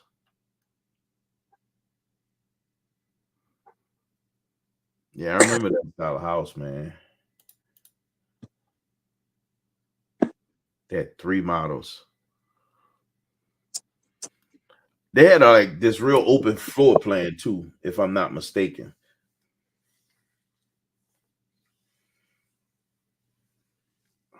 I had looked at houses in Dallas when I was down there after Katrina. Sorry, I was looking at houses out in Fort Worth. Yeah, I say down there. It was actually Fort Worth where I was looking at houses. It was in Fort Worth. I thought I was going to live. That's where I thought we were going to be after I retired from the military. With Fort Worth. I love Fort Worth. I just love that area. I had a great time when I was there. I just love the area. I thought that was it right there. Yeah, Holly mentioned with Texas and all that stuff, so I started looking around like Fort Worth and all that, and it was just like for bang for the buck for the home. It was just like you got a lot of home for a good price. You did. The only problem that I had with the with houses right now in Texas, a lot of them houses, they still, in my opinion, they're still too close to the neighbor. Yeah. I love the space that I have, and it's kind of, you'll have to move further out to get that. That's I mean, it's like where we're going. It's like the neighbor next to us. He's close, but we don't have a house on the other side of us. It's just like a little open field. Yep. No houses behind us with everything really. But it's like still a nice, quiet. Everyone seems real chilled and laid back. And that's what you want. That's exactly what you want. Even when we were looking and all that, the neighbor next door with everything, he came, said hi, and all that stuff. Real cool guy, and then, like I said, he's the one that had the brand new Bullet Mustang. Mm-hmm. I can't tell you how many of my my Navy friends have done the same thing. And I got at least 5 people I know that moved to Arlington, that built houses in Arlington, that I was in the military with.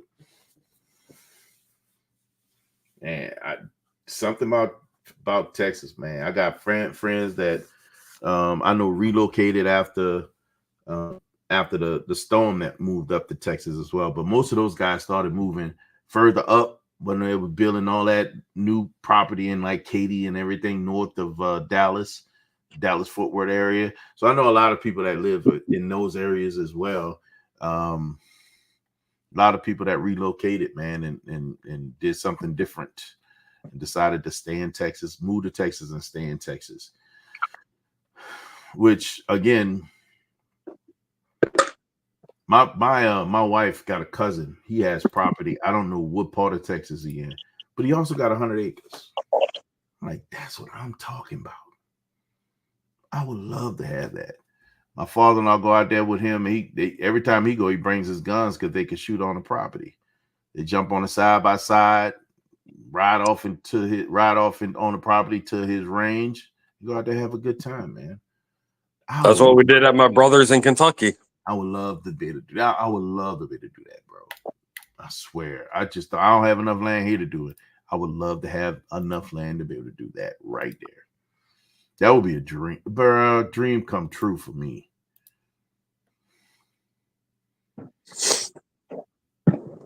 Right there on the property. I ain't got to, man, just go shoot, man. I wish. Oh, I wish. And not just be shooting a little pellet gun, just get it off my chest, or the low power 22. I probably ain't supposed to be doing that either. But it sound like a pellet gun. So that's what I love about being down at my brother's. Turned around, shot all ARs, handguns, shotguns, everything. Right there on the property. Yep. Let's go, brother. Let's go. I would love to have that. I'm not gonna lie to you.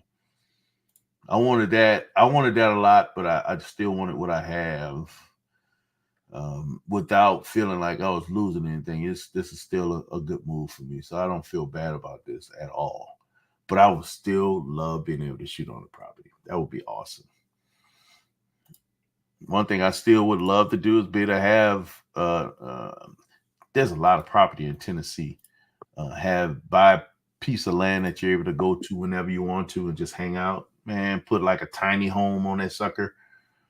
Just go there, spend weekends or spend weeks out there and just do what you want to do, especially if you're able to pull off 100 acres where you can shoot, create some area where you can isolate and do that kind of thing. And then depending on where you are, you might be able to hunt on your own property.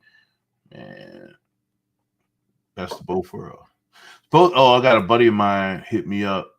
No, this was at church. He went to South Padre Island, South Texas, or North Mexico. He ran across this guy that runs a hunting camp. So he said, man, everybody come in. They don't have to bring their guns. They got a bunch of animals on the property. They processing everything right there on the property. If you want, he could accommodate this many people. Come down, boom, boom, boom. I'm like, you say you don't have to bring your long gun. Just all you need is just your sidearm, whatever you're gonna bring as your personal protection. Like 10 mil on my hip, and they got all the long rifles. I ain't got to bring my 270. Count me in. I just got to figure out how we get meat home. So we're gonna be planning. They planning a hunting trip next year, man. I'm in. I want to bring some meat home for the freezer. If I can't have emu, I'm gonna get something else.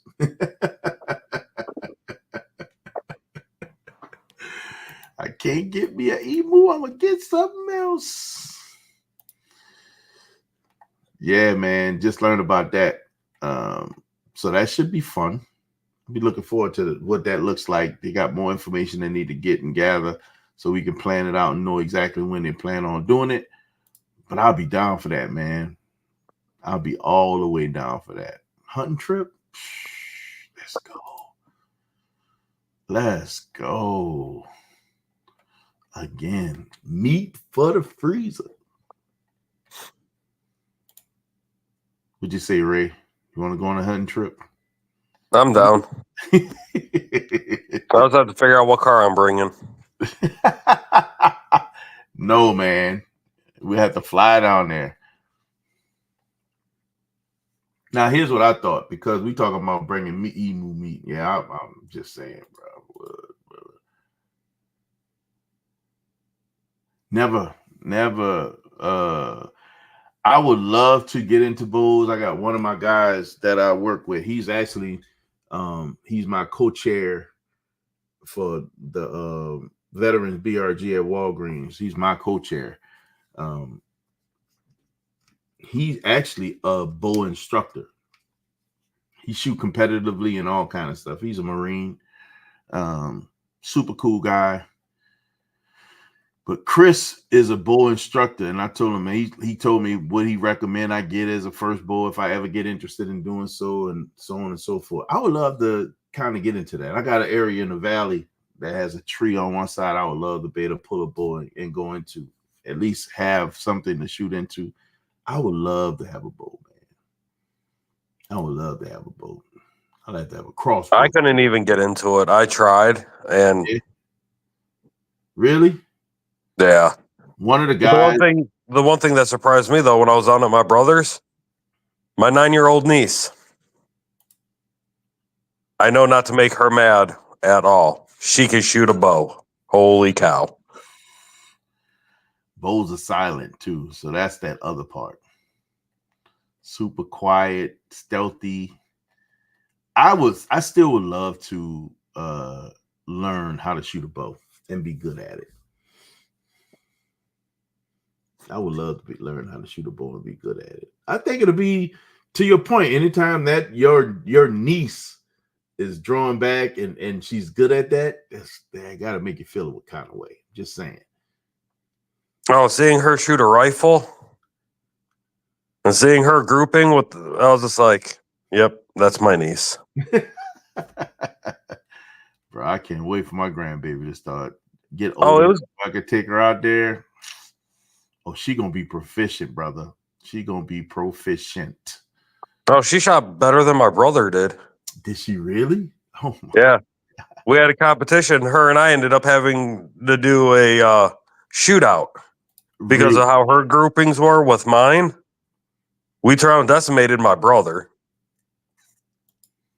and she got me by her. One of her shots was right, like bullseye, but out a little bit, like right on the line. So she got me. Really? Man. My daughter and my wife are both really good shots as well. If this carries over into the grandbaby, she's gonna be a really good shot. If I teach her what I need to teach her, she's gonna be a real good shot, bro. I'm telling you. I mean, I even underestimated Holly when we went to the range. Really? Holly can shoot. I was impressed. That's cool. I love it. Hey, man. And you would think I would watch what I say to her too, knowing that. Yeah. No. Just saying. You know, if it makes sense, you can't do it. Really?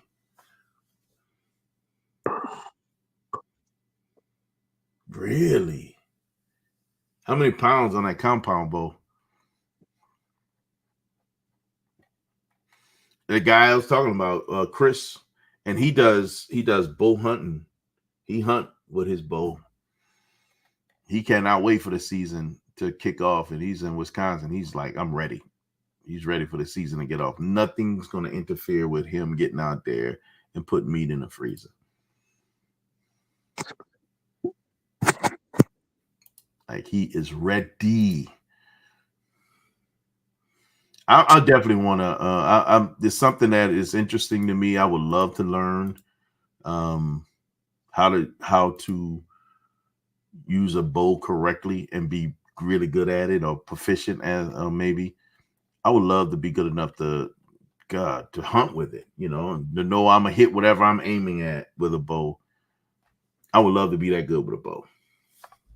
Like anything, shoot, but with a bow, I would love to be that good at a bow. I want to get back into knife throwing again. I've never been in a knife throwing. That would be interesting. You're something like a ninja. Yeah, when I was still in the army and all that, used to do it for fun. Really? You were good at it? Decent. A lot better than that than with the bow. You was able to stick whatever you threw it at for the most part? Close enough to the target, yeah. Sometimes that's all that matters. Sometimes that's all that matters. If you can hit and it sticks, sometimes that's all that matters. You're going to do some kind of damage.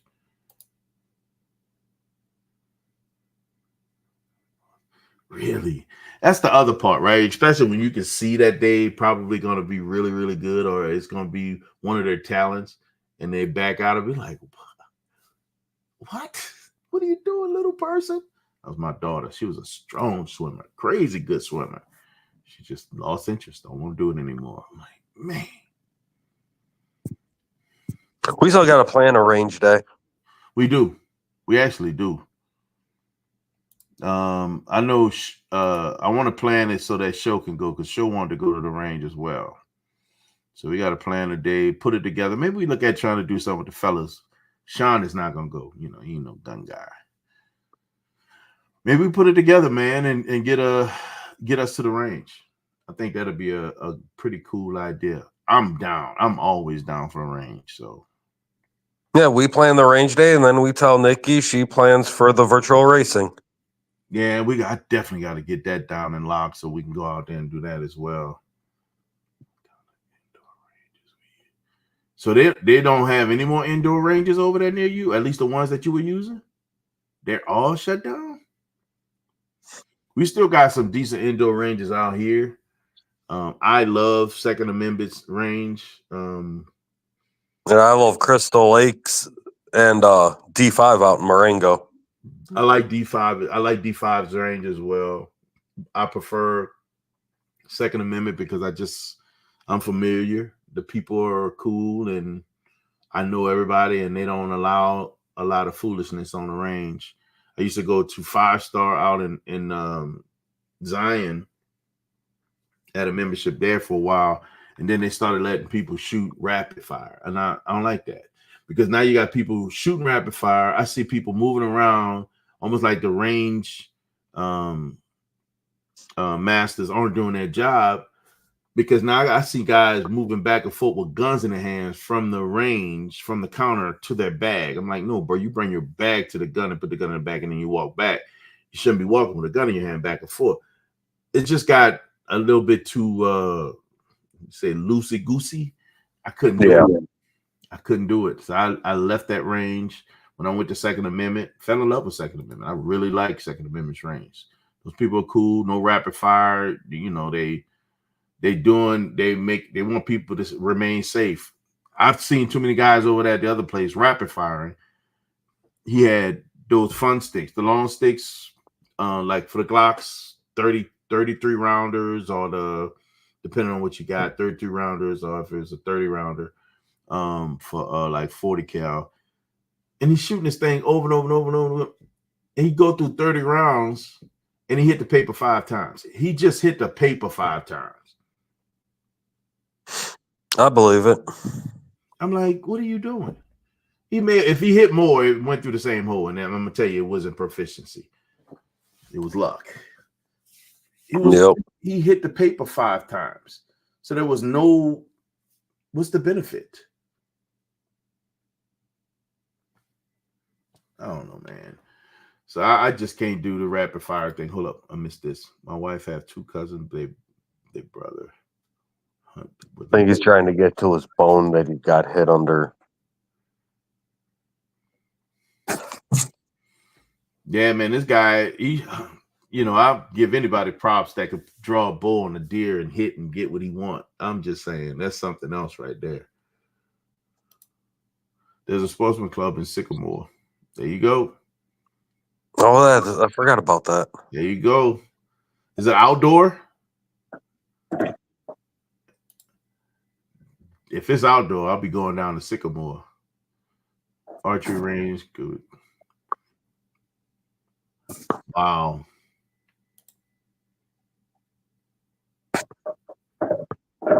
Microtech. What is that? Let me see. I'm about to look that up real quick.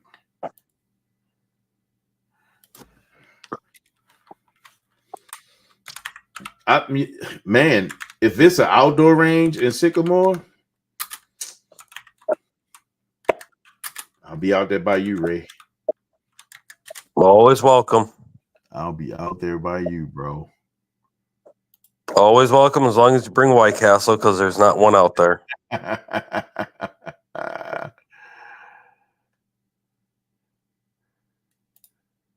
It's a knife. Ooh. That's something like mine. So I got this knife. Where's my knife? I met this guy. He's into self-defense, hand-to-hand combat, and all this other stuff. Ex-cop. He created this knife. He made this knife. This is his knife design and everything. This thing is super dope. Similar to this, I can see it has the glass break at the bottom. Like you use it to punch through the glass. It's a switchblade, which is very interesting. It looks similar to the blade. Hold up. That looks identical to the one I have in the truck. And I bought this from the guy we was at Crown Customs at their one of their events, and I met him there, and he was telling me about it, and I bought it from him there. I'm like, man, I need to have one of those. And this is what Lefty just sent. Yeah, that almost looks identical to the one I've got. You see this? This is the guy's blade.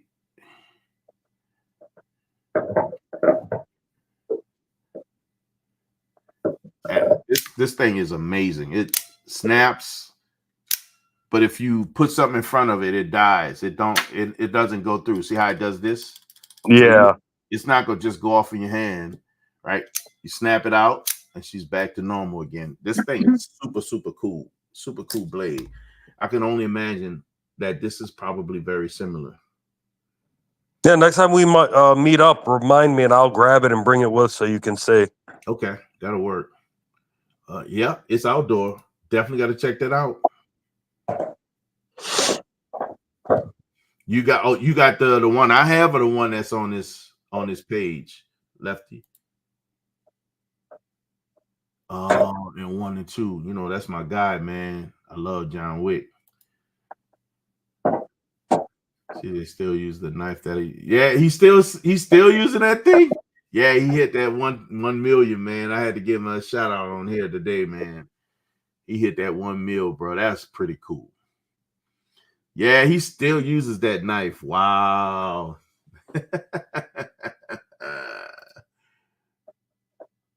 500. Sheesh. I think I paid $100 for this. I think it was $100. I got the guy's card, man. I'm gonna have to hit him up because I want to get a few more of these. But this thing is so cool, bro. When I tell you this is a good knife, it can't be that much different than that one. It cannot be that much different. It's built well too. This thing looks like it's really built well. Yeah, it does. Look at that blade. God, look at the point on that blade. See, I told y'all, bro, Lefty be bringing them gems to the table, but y'all better not sleep on Lefty, man. What?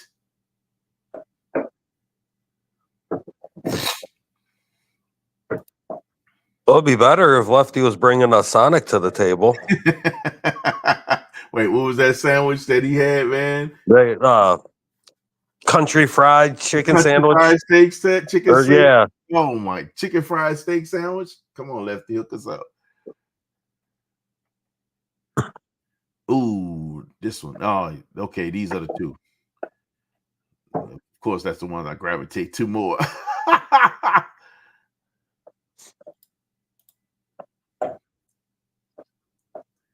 Yep, I did. I did. IS sure did. If you look at his channel, if you watched when he opened it and he got that knife, I also sent him a lanyard, and he actually put my lanyard up like this on his channel. I got a nice little shout out from CJ on that one. I sure did give him that knife.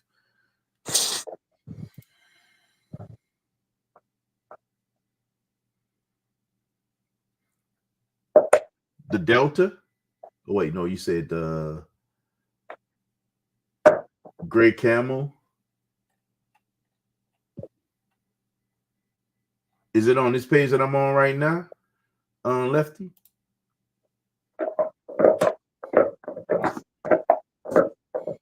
Yeah, man. Sure did, bro. I gave him that knife, bro. I thought somebody had took it from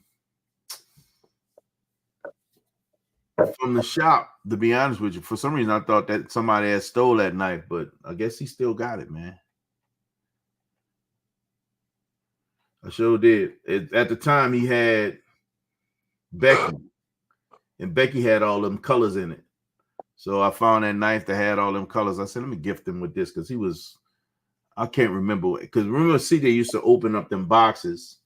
He had just whatever he can get his hands on. He opened the box. I said, man, let me get you. I sent him a knife. I sent him something he can open it that would be just uniquely for him. And it was, in my opinion, it stood out. Multicolored blade. Oh, he had it a few days. Wow. Guess he's still using it, man. Oh, not on this page. Is it a switchblade?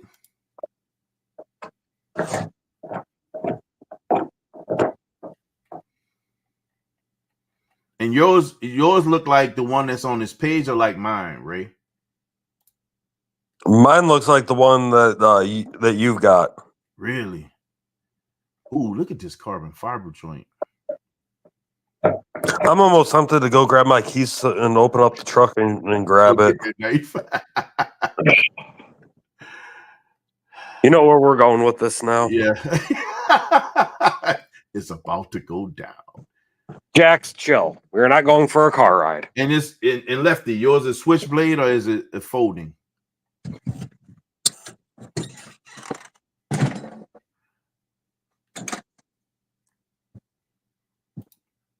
I doubt if he got fixed. Man, look at this thing. Yeah. You want to talk about ruining somebody's day? This will do it, bro. Sheesh.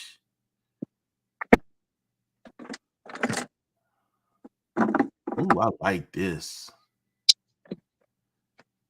It's crazy. This thing looked like like the inside of a suppressor.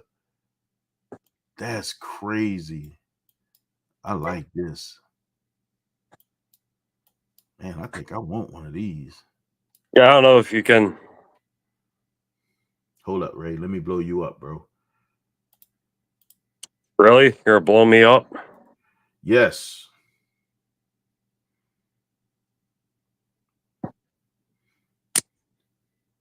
Oh, yours. But see, yours. You deploy yours from the side. Yeah. Mine from the front. Hold up. I gotta take you from solo. Mine deployed from right here. Oh, gotcha. Okay. And what's interesting, look at the front of it. The top of the blade. What that look like? Do you really want me to answer that on the live on what it looks like? Looks like a front of a Corvette. The guy is a Corvette guy. Ah. Do I need to show with? Huh? I got a nipple. Oh, you got one of those on the back too for the glass. That's to break the glass. It's got the little bead on it. Oh, you got to push that against the glass, shatters. Well, mine's bigger. Whoa, bro, hold up. I mean, what are you doing? Why Hey, are we doing this? If you're allowing Ryan to make comments about getting wood in the front seat and all that stuff, I can talk about my nipples. I did not allow that. God, he's bragging about his big nipple.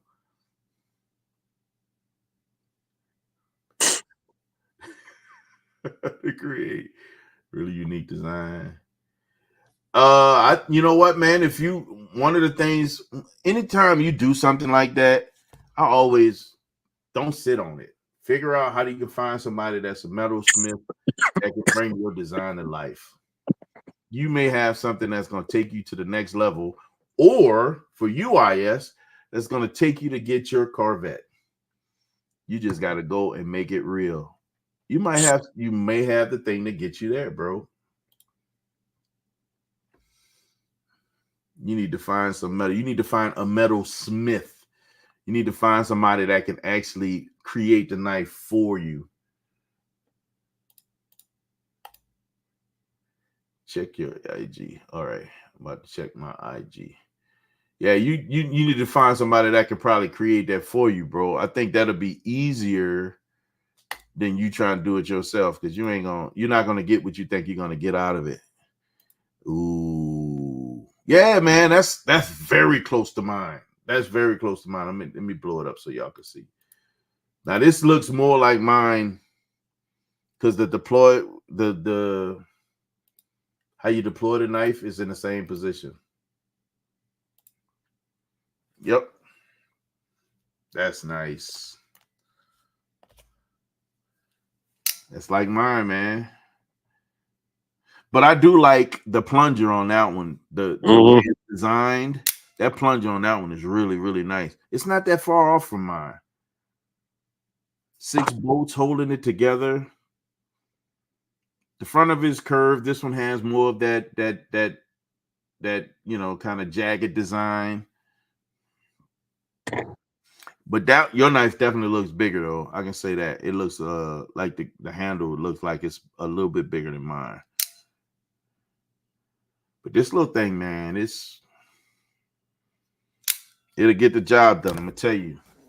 I like this little blade, man. It's my favorite blade. And I got a few blades. When I was on a ship, man, I was collecting knives on the ship.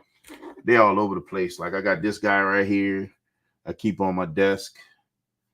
It's locked, but when it's not locked, she flips up real quick. Super sharp, pointy knife.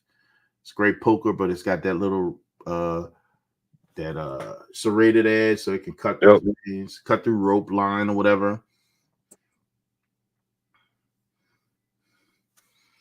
Man, I have so many knives. I was literally, bro, I was collecting knives from the ship.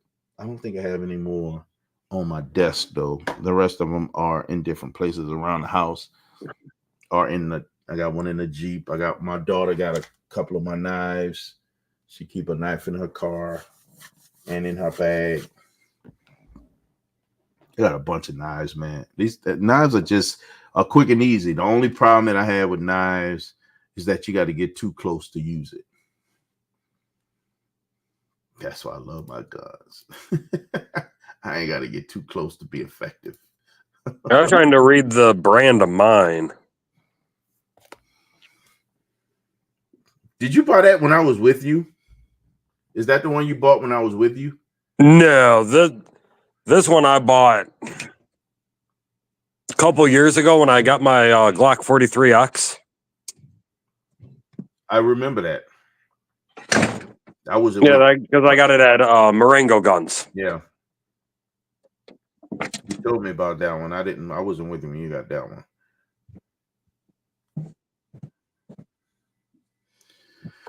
I got the guy's card. I'm gonna have to find it, but this guy's out of he's out of Rockford. He's out of Rockford. That guy.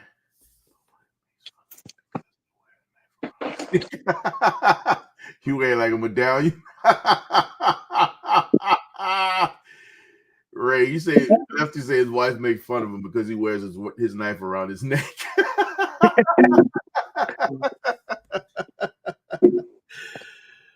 Wear like a piece of jewelry, brother. They got a guy, one of my guys at the job. He has it don't look like he wears it and it hangs low. So he has it in he wears it to work every day, but it's tucked away. You don't see it, and it's a fixed blade.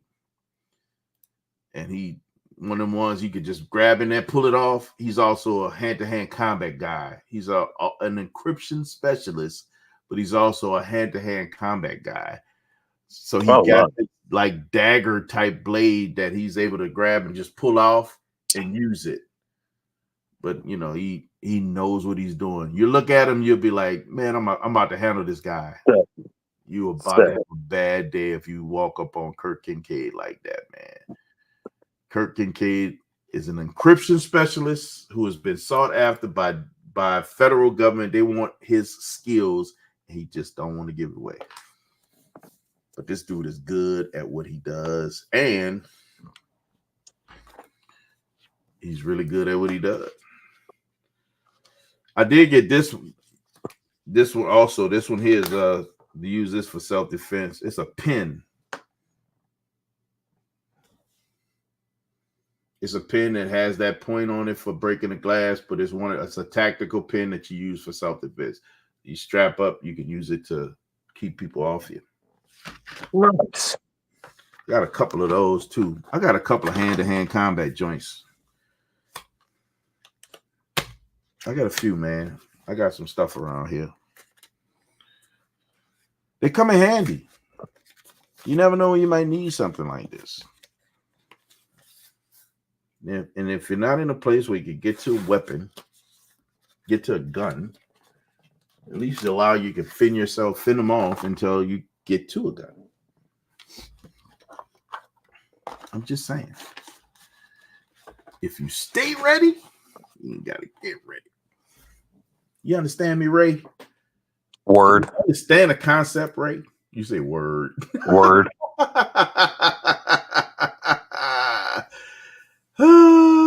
That's what you wear, a small knife around your neck.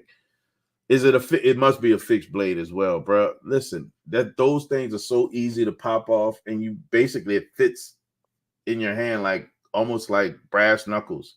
You can punch and jab and just be tearing somebody up with that thing.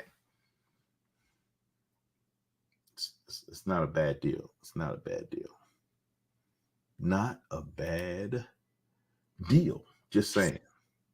Just saying. Not saying, I'm just saying. Do you hold a knife up out of your thumb? Or do you wait. With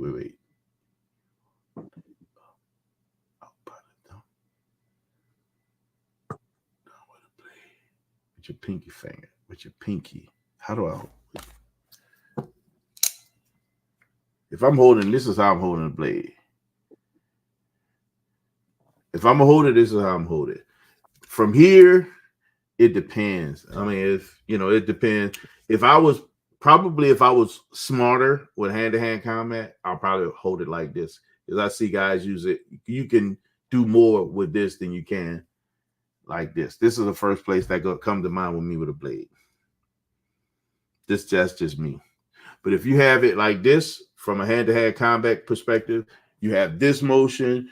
You're doing this. You slice it as you come across. This blade is sharp, so you're gonna do damage from this perspective and like this. That's how I hold mine right there. Yeah, but the first thing I go to IS is like this. That's my first thought. I guess I got to get in that mindset. I think it's better to have it where the blade is to your pinky versus to your thumb. Test the range of motion with each. I think the pinky is better. I just know my muscle memory brings me straight towards the thumb than to my pinky. Rotate your wrists and see which way it hits. I like to hold the knife towards the pinky. I think the pinky is better. I just think it's better. Easier aim, yeah. You can strike in way more different ways with a pinky than you can from the thumb. Nope. And you have a little bit more. You can do more force from the pinky than you can the thumb too. You can. You could strike from a punching perspective with the pinky and still catch somebody with the blade. Again, for me, it's muscle memory. I just got to remember to bring the blade around. Extra hands behind and pushing it. Yep, as a shield. Yep.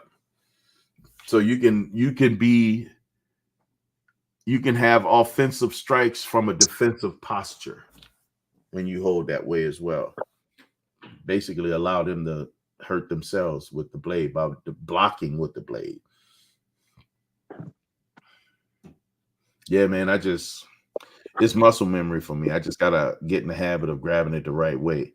I don't anticipate having to do much with a knife, but if I have to, I need to think about it. I need to be more conscious about how I grab that blade. Real talk. Isn't that right, Ray? Yep. Hey, leave that dog alone. He started it. Jackson was minding his own business. No, he wasn't. Yes, he was, man. I am his lawyer. You say you're his lawyer? Yeah. Well, don't expect to get paid. I'll get paid. Don't you? Oh, that's the one that he has. Don't you worry. I'll get paid. Don't you? I'll just send your bill. I'll just give your bill to Holly and she can pay you. Jeez, bro, these blades on this page are expensive. $410. How much you paid for yours, Ray? It was like 95 or 100. Really? Yeah, that's about right. That's about what I paid for mine. Check this out.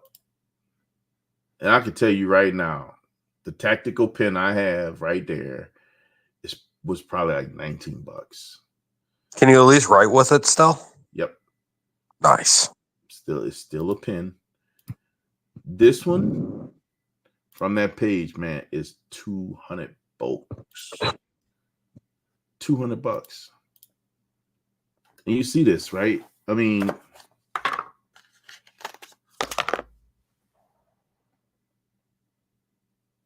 looks identical. $200. And I can still write with this. Look, twist it up. We got a pin top. Look at Jaxie. Hey, buddy. Hey, Jaxie. What you doing, man? Showing daddy some good old loving. Okay, dude. Okay. You say, okay, dude. Yeah. Hey. Do it.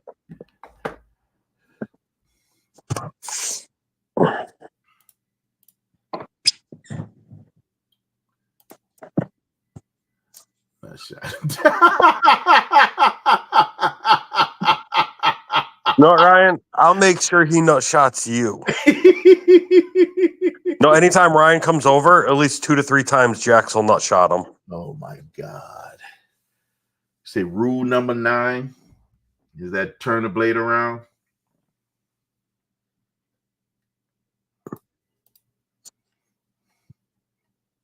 Yeah, man, it's just, you know, there's some really cool tactical stuff that's available. You just got to know how to use it. And man, you will keep yourself safe in so many different situations. It's amazing to me the prices of some of these. Bro, they got a combat dagger in here This look like yours, Ray. It's $1,000. It looks like your blade. Look at this. You see this? Oh yeah. It's $1,000. Well, I guess I'm putting my knife on eBay for 1,200 or best offer. They're gonna make some money off the deal. It's $1,000, $1,030, bro. It's crazy. Friend, we were talking about this, but been on the job for 8 years and lost my second knife today. Oh my God, dang, that's not bad. 2 knives in 18 years. Really? They're not Gerber knife. Oh my God.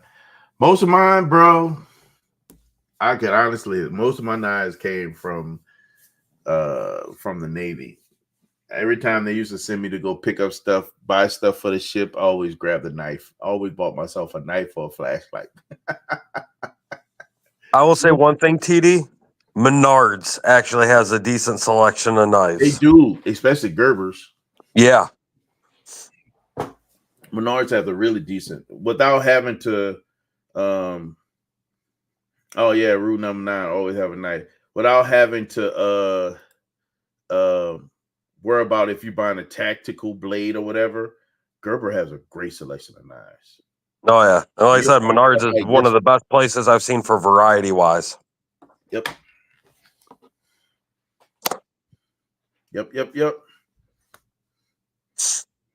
Oh wow. I mean, but you know what? Part of that, custom knives, and especially when you're getting into that very unique stuff, that unique space, it's gonna cost you. Because those guys actually put time into the craft to make something that's not going to be like this guy's knife. I'm shocked that I paid $100 for this knife. This thing is heavy. It's really heavy. It's not light. This is a heavy blade. You know that this thing is in your hand. Surefire costs. Wow. Yeah, I was like I said, I also used to having like the knives from like Menards and all that. And when I bought this one, I literally was like in shock that I actually spent the money on this one. I was in shock. I would say I was in shock as well. Well, just because I said I would never spend $100 on a knife, and I did. Here's the thing: I purchased so many knives with the government credit card that, like, buy a knife. Why?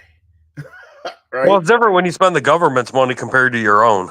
That's a great point. So when I came out of pocket for this one, I was shocked because I have so many knives that I purchased on somebody else's dime.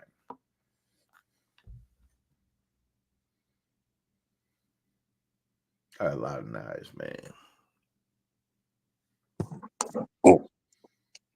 Get him, Jaxie. Really did. What is going on over here? Yes. What is going on over here?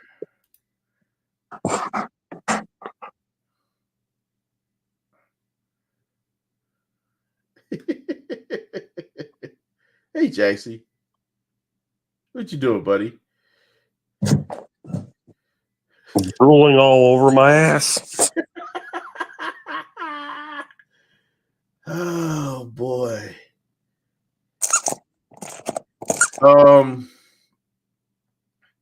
I'm with you, Lefty.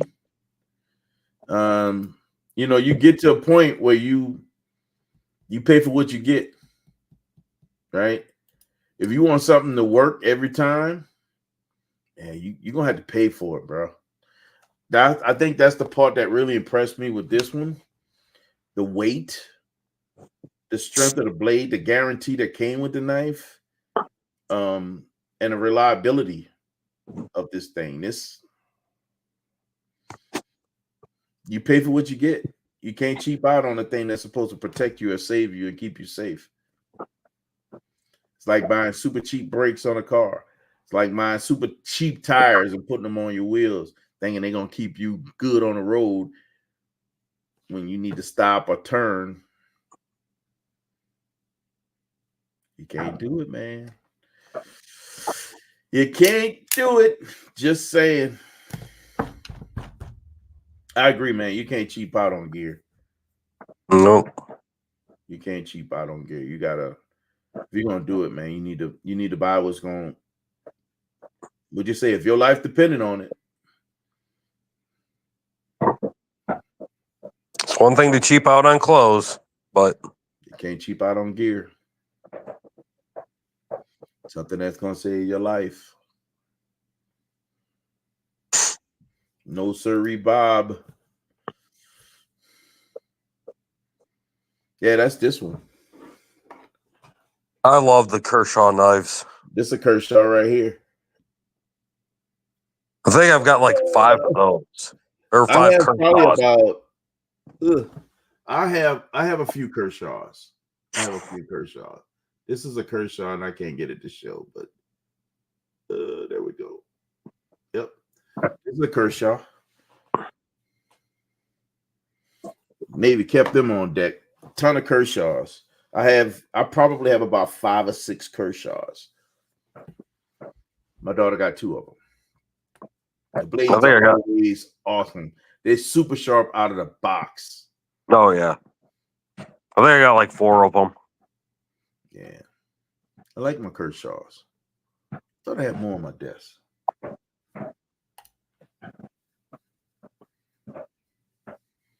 I have a Smith & Wesson as well. My Smith & Wesson is a bigger blade though.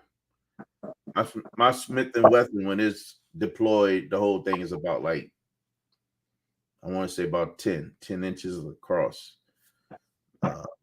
It's a big blade. My Smith & Wesson. It came with a holster. So basically, you have a mini machete. It's a fold-out blade, though. It looks like an oversized knife. It doesn't look like a machete. It doesn't have the curve of a machete. It still looks like it's still got the point. But that's my Smith & Wesson. I got 2 Smith & Wessons. I had another smaller Smith & Wesson as well. I think it's down here somewhere. It's just everywhere, man. Which one is this? Oh, this ain't it.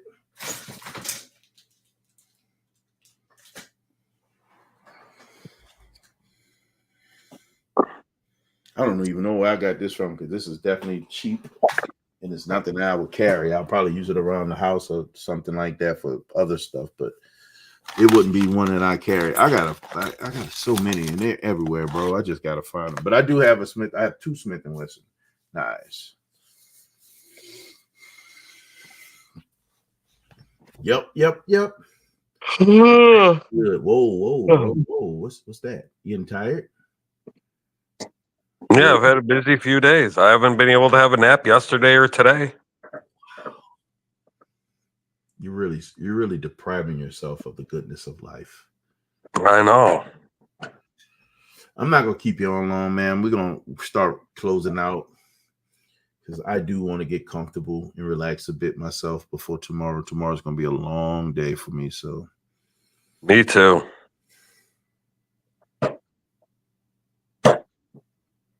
what you doing tomorrow, man? What you doing tomorrow? Tomorrow on the job. What you think I'm going to be doing tomorrow? Oh, I know what you're gonna be doing, but I'm not gonna say it. I'm not gonna say it. Yeah, I don't want to be reminded about yard work. That's not what I was thinking. That's what I was thinking. You know, I've never purchased any of those, to be honest with you. I think when I was younger, I got older knives from probably my grandfather. And those are the knives I used to carry when I was younger. When I got older, I don't think I bought my first knife.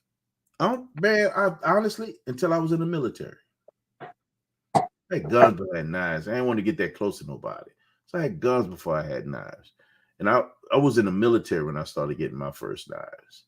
When I was on that ship, that's when I really started getting really good knives. because of what I had access to. Well, I ain't had to pay.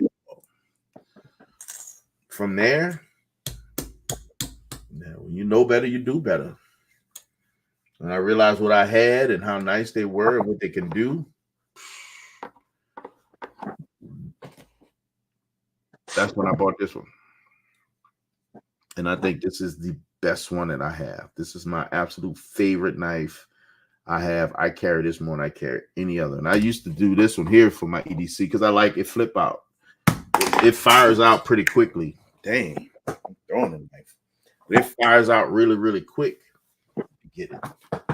It snaps.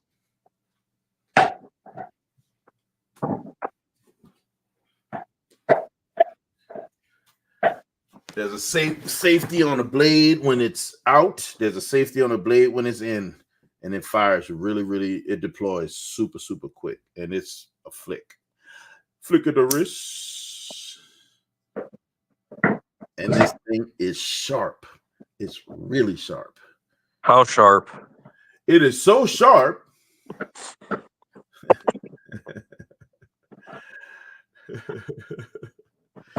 That I can literally shave hair off my hand with this thing. Prove it. On video. God, I wonder if I could show you. I wonder if you can you see? How about if I go down, go up, and show you the hair, the blade. It's all blurry. You don't see nothing.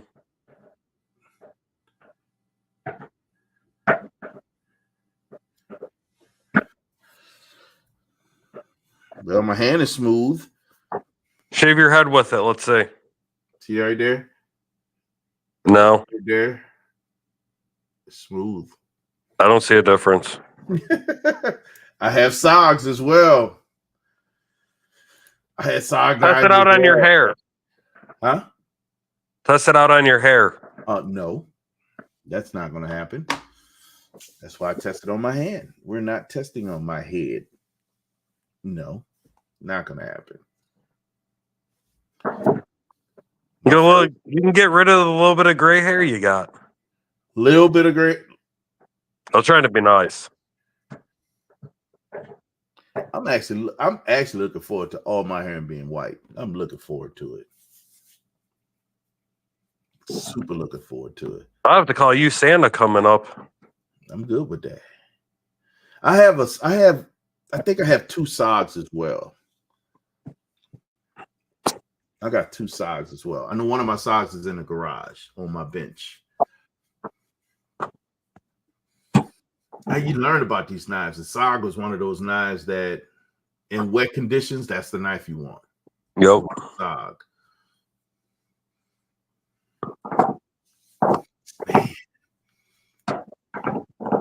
Lefty gonna have me exploring knives again. I'm not gonna do it. I'm buying guns, Lefty. I'm not falling for the banana in the tailpipe, buddy. Well, we can always meet up Thursday, do gun knife shopping. Thursday we doing the pool. We're doing launch control Thursday.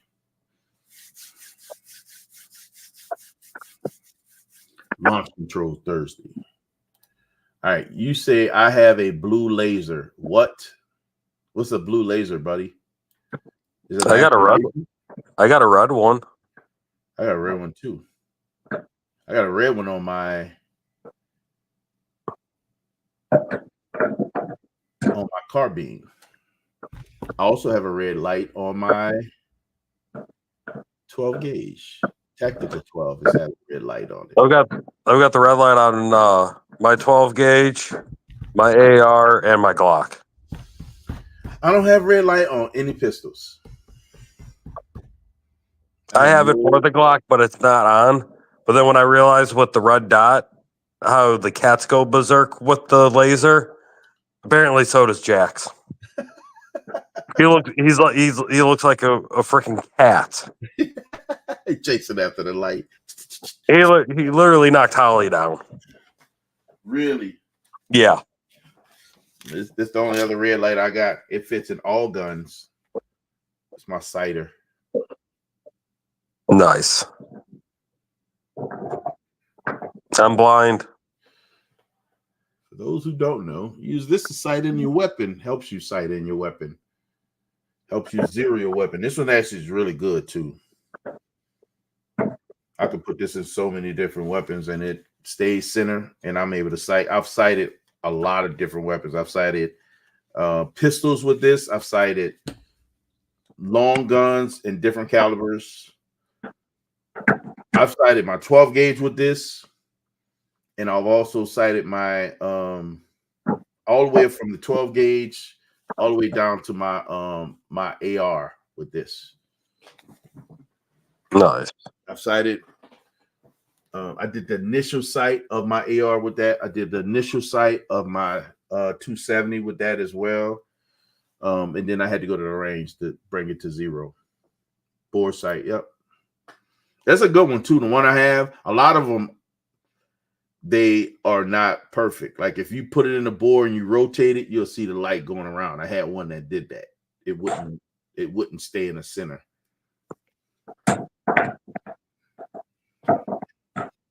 What is the blue laser there, IS? Is it just a laser? I'm sure you're being funny right now. I bet you it's just a laser. I thought about getting night vision goggles. I was looking at those as well. Actually, I have night vision. I have a night vision scope. Nice. I have night vision. It's in the safe. I have night vision in the safe. I sure do. I would love to get the goggles though. Handheld blue laser light. Dude, this is freaking IS. Yeah, man. I have a night vision. I have a night vision optic. Don't plan on shooting many things at night.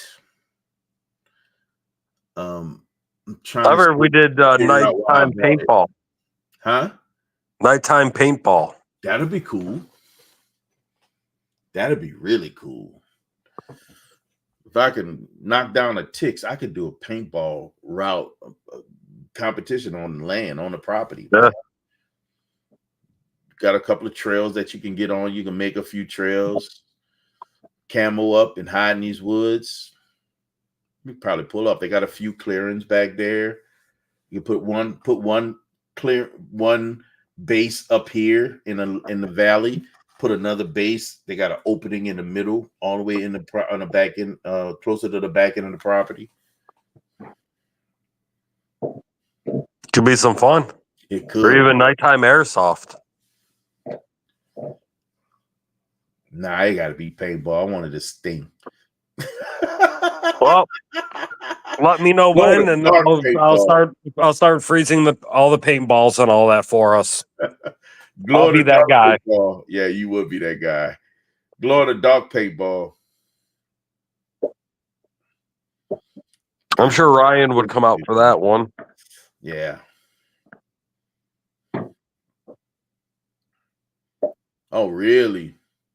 I got a flashlight that does that. Where is it? That's a really good flashlight. That sucker's like a torch.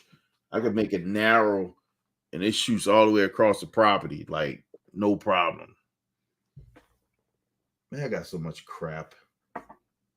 Where's that? There you go again with that foul language. I'm sorry. I wasn't thinking. Sorry, bro. Sorry. Feelings are hurt now. Sorry, bro. Look, I got TD.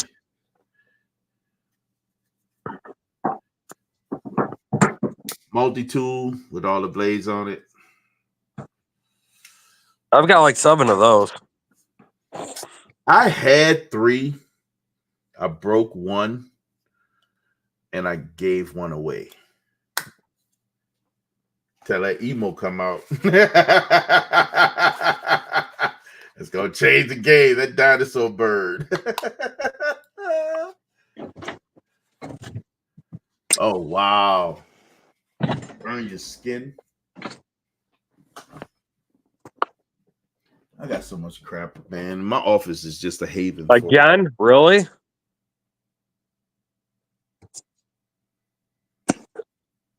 like with all the tech and all the knickknack stuff that I have. It's all in this office, man. I got so much stuff. It's just stuff after stuff after stuff. This thing here comes in such great handy. Woo.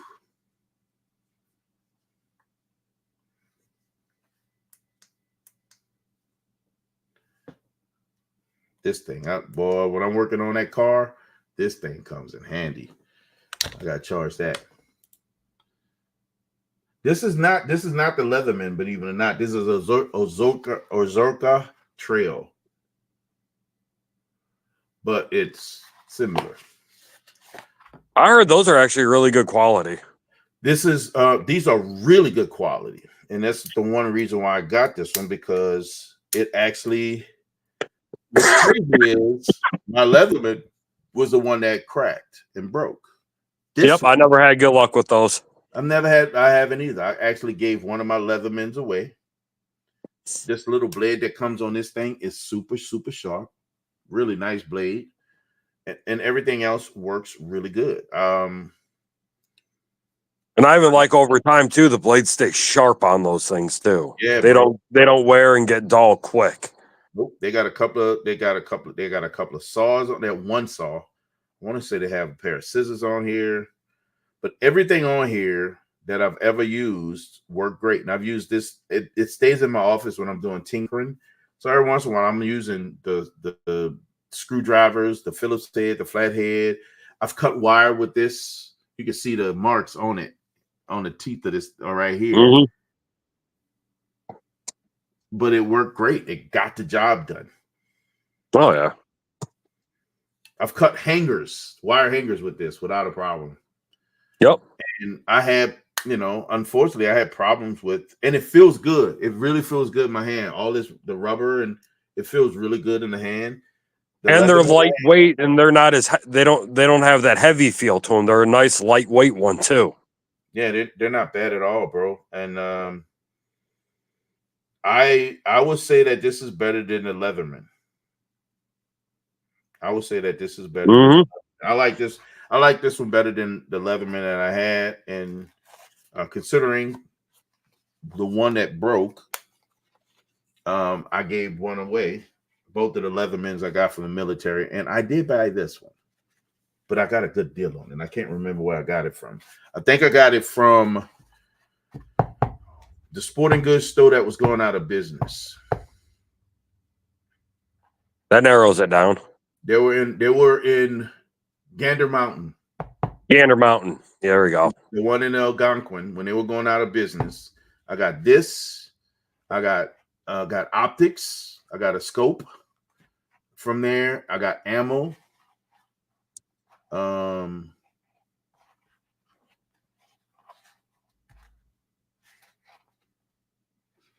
got my what you call them from there. I got my carbine from there. My high point carbine from there. So I got a few things from Gander Mountain when they was going out of business that I have no complaints with at all. The optics are beautiful. This thing is awesome. Of course, I took advantage of just the deal side of everything.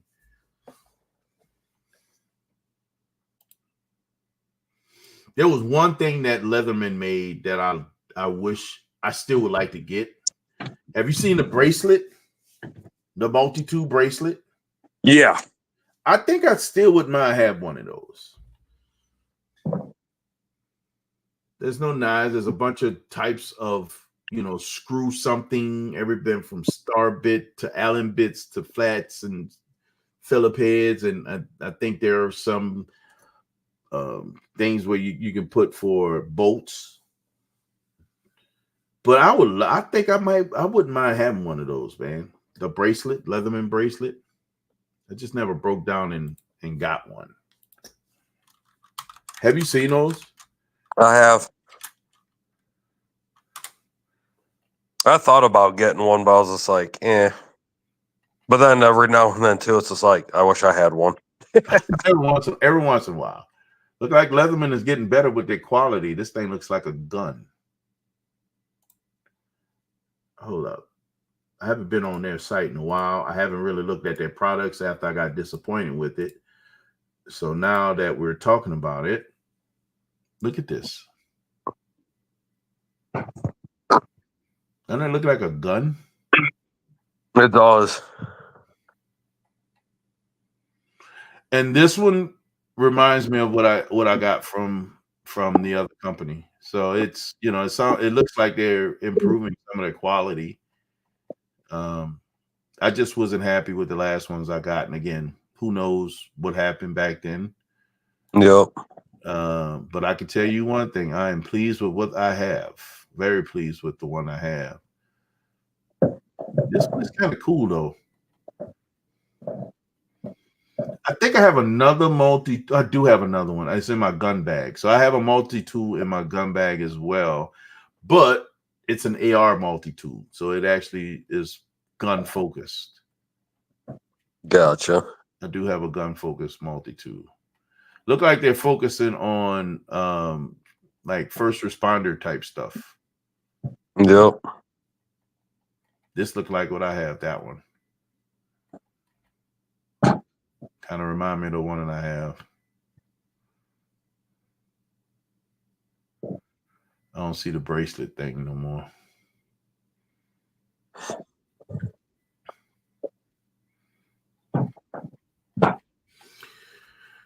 Wait, let's see. You see, I keep a multi-tool on my hip. And that little Gerber in my pocket for quick things. Cigar torch there. Hand sanitizer in all right pockets. You go. This is a man that is prepared. This is a man that is prepared. Yeah, and look like their prices are pretty consistent too, because this is about what you would pay for this stuff back in the day too. Clean contact. Yeah, man. Oh, wow. This is kind of cool. A flip blade with multi-tool on the end. You see this? Yeah. It's 9 twos. It's kind of cool. Gotta admit, I am a little interested in this one. This one looks kind of cool. I think that's the one that's on the main page that we just saw. It's kind of cool. Just saying. I'm not saying, I'm just saying. There you go, stealing my phrase again. Here we go.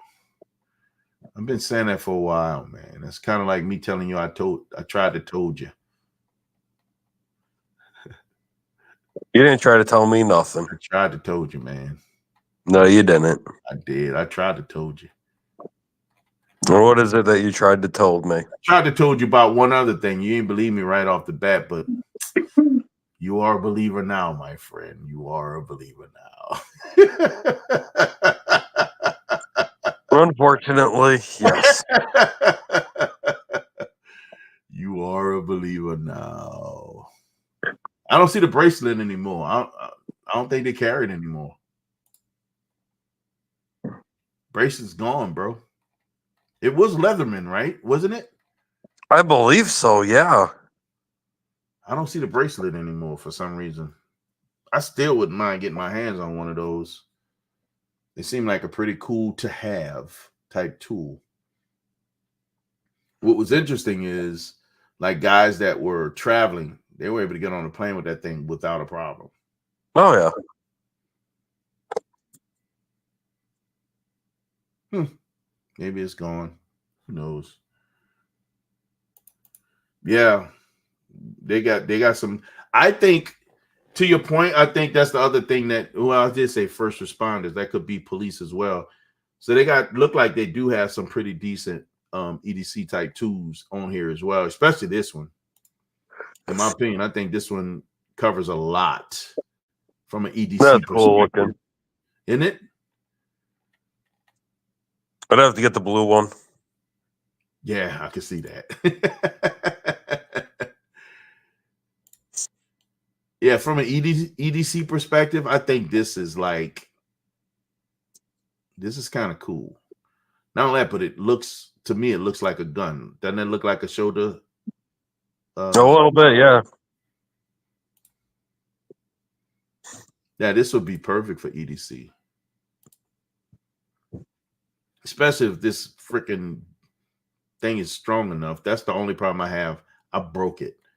And I don't think I was doing anything that should have warranted that thing breaking, but this is kind of cool. I gotta admit. He said he want a 900 horsepower ZR1. From the famous phrase from Toy Story, you shoot your eye out. I don't know. I don't think you need 900 horsepower. Well, my buddy Matt, I told you about, that's got his blue 2011 ZR1 that's at like 980 horsepower. Mm-hmm. I was talking to him today. He's selling the car.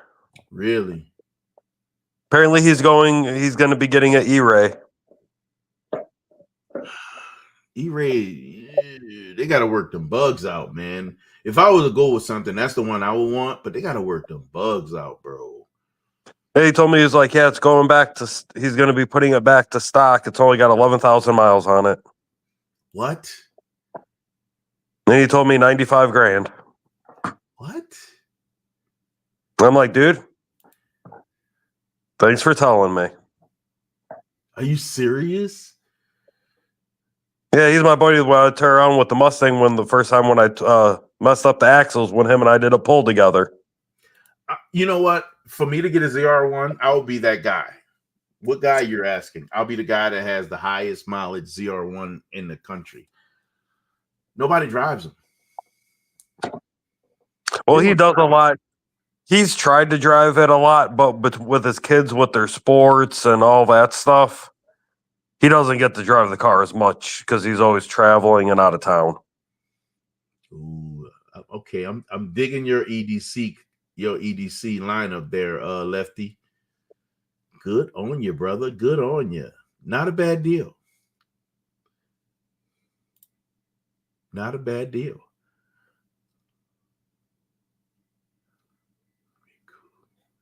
On that knife, yeah, I think so as well.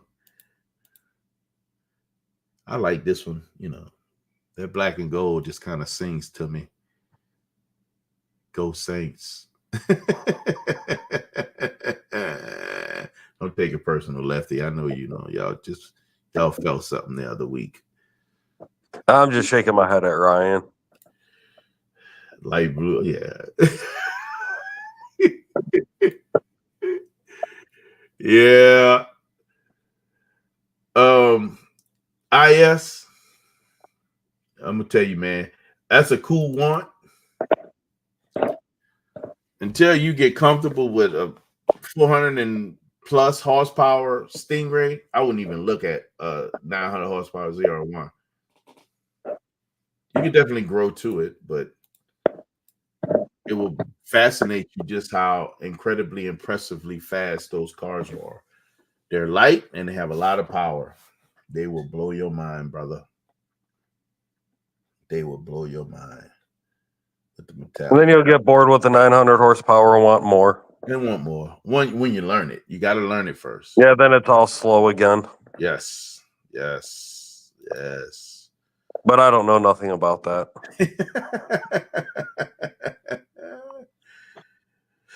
All right, Ray, you ready to shut this down? Because I'm getting a little tired. And I got things I need to try to do tonight, man. I appreciate you guys coming and hanging out tonight. Another great car. He said, I really want more. It's man, it's contagious, man. It's contagious. When you get used to the power, you realize, you know, even for me, that little 650 horsepower car I got, little Chevy hatchback, sometimes I want a little bit more, man. You get really power. I told Ryan he should just add twin turbos to his VAT on top, do a compound boost. Do compound boost, man. Take it to the next level. I think you should do compound boost. I would agree with Ray. You should do compound boost. But if I were Ryan, I would turn around and get a drag pack. I would probably do a drag pack. Ryan will get with this comment.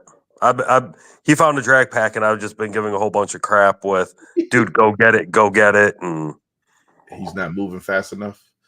No, that always happens.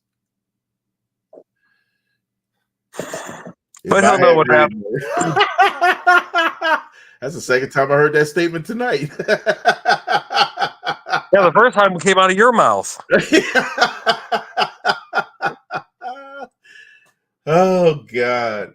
All right, man. We're going to shut this down, man. I need to get some rest and get ready. Trade in my car and buy a helicopter. There you go, bro. I think you should, man.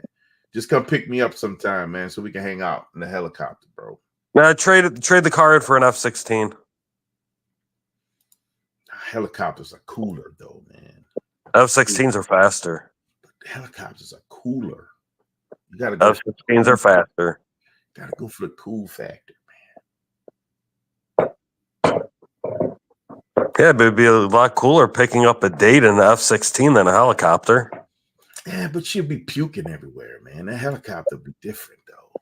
Well, the F-16, you got the thing to eject the passenger out if they get annoying. You can't do that with a helicopter. True, but you can enjoy the sights over the city in the helicopter.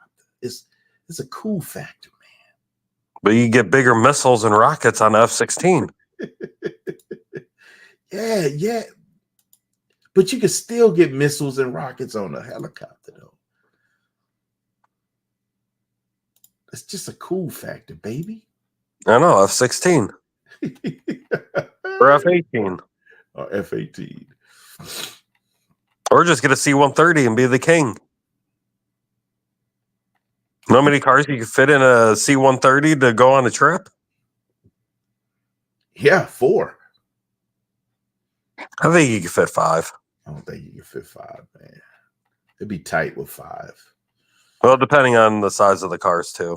True. I say 4 comfortably.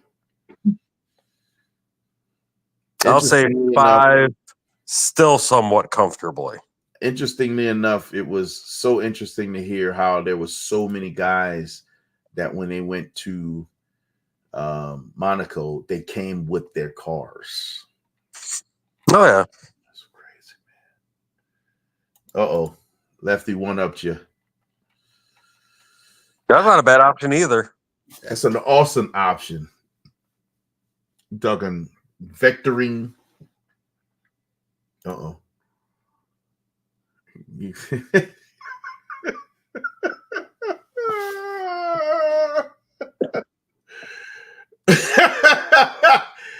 On that note, man, thank y'all for hanging out with us. I really do appreciate you guys hanging out with us tonight. We're going to shut it down. Ray, you got anything you want to say? No, I got nothing. You sure? 100%. Oh, my God. Listen, man, y'all know how we do, man, with the helicopters and the F-22s and the C-130s. We don't do the normal around here. Oh, sir. Why is that? Because we're designed from greatness. Guys, because we're designed from greatness, you have the right, the responsibility, and authority to never, ever, ever be average. So guys, don't be average. Thank you guys for hanging out. Truly appreciate you guys. Again, you always make my week, man. Lefty, man, you. He's the man. Bro, Lefty, you the man, bro. Nothing but love. Lefty's my guy. TD just kills it. IS always in there to gonna keep us on our guard. Really appreciate you. And Ryan, well, we never know what's coming out of you, right? We never know what to expect from Ryan sometimes. You see where I get it. Yeah, Ryan was dropping some gems tonight. I'm not mad at you, Ryan, and you guys will get it later on. But we're going to say good night, man, and salute to all our veterans out there, man. Remember, freedom ain't free, man. Y'all be good. I'll holler at y'all, man. Peace.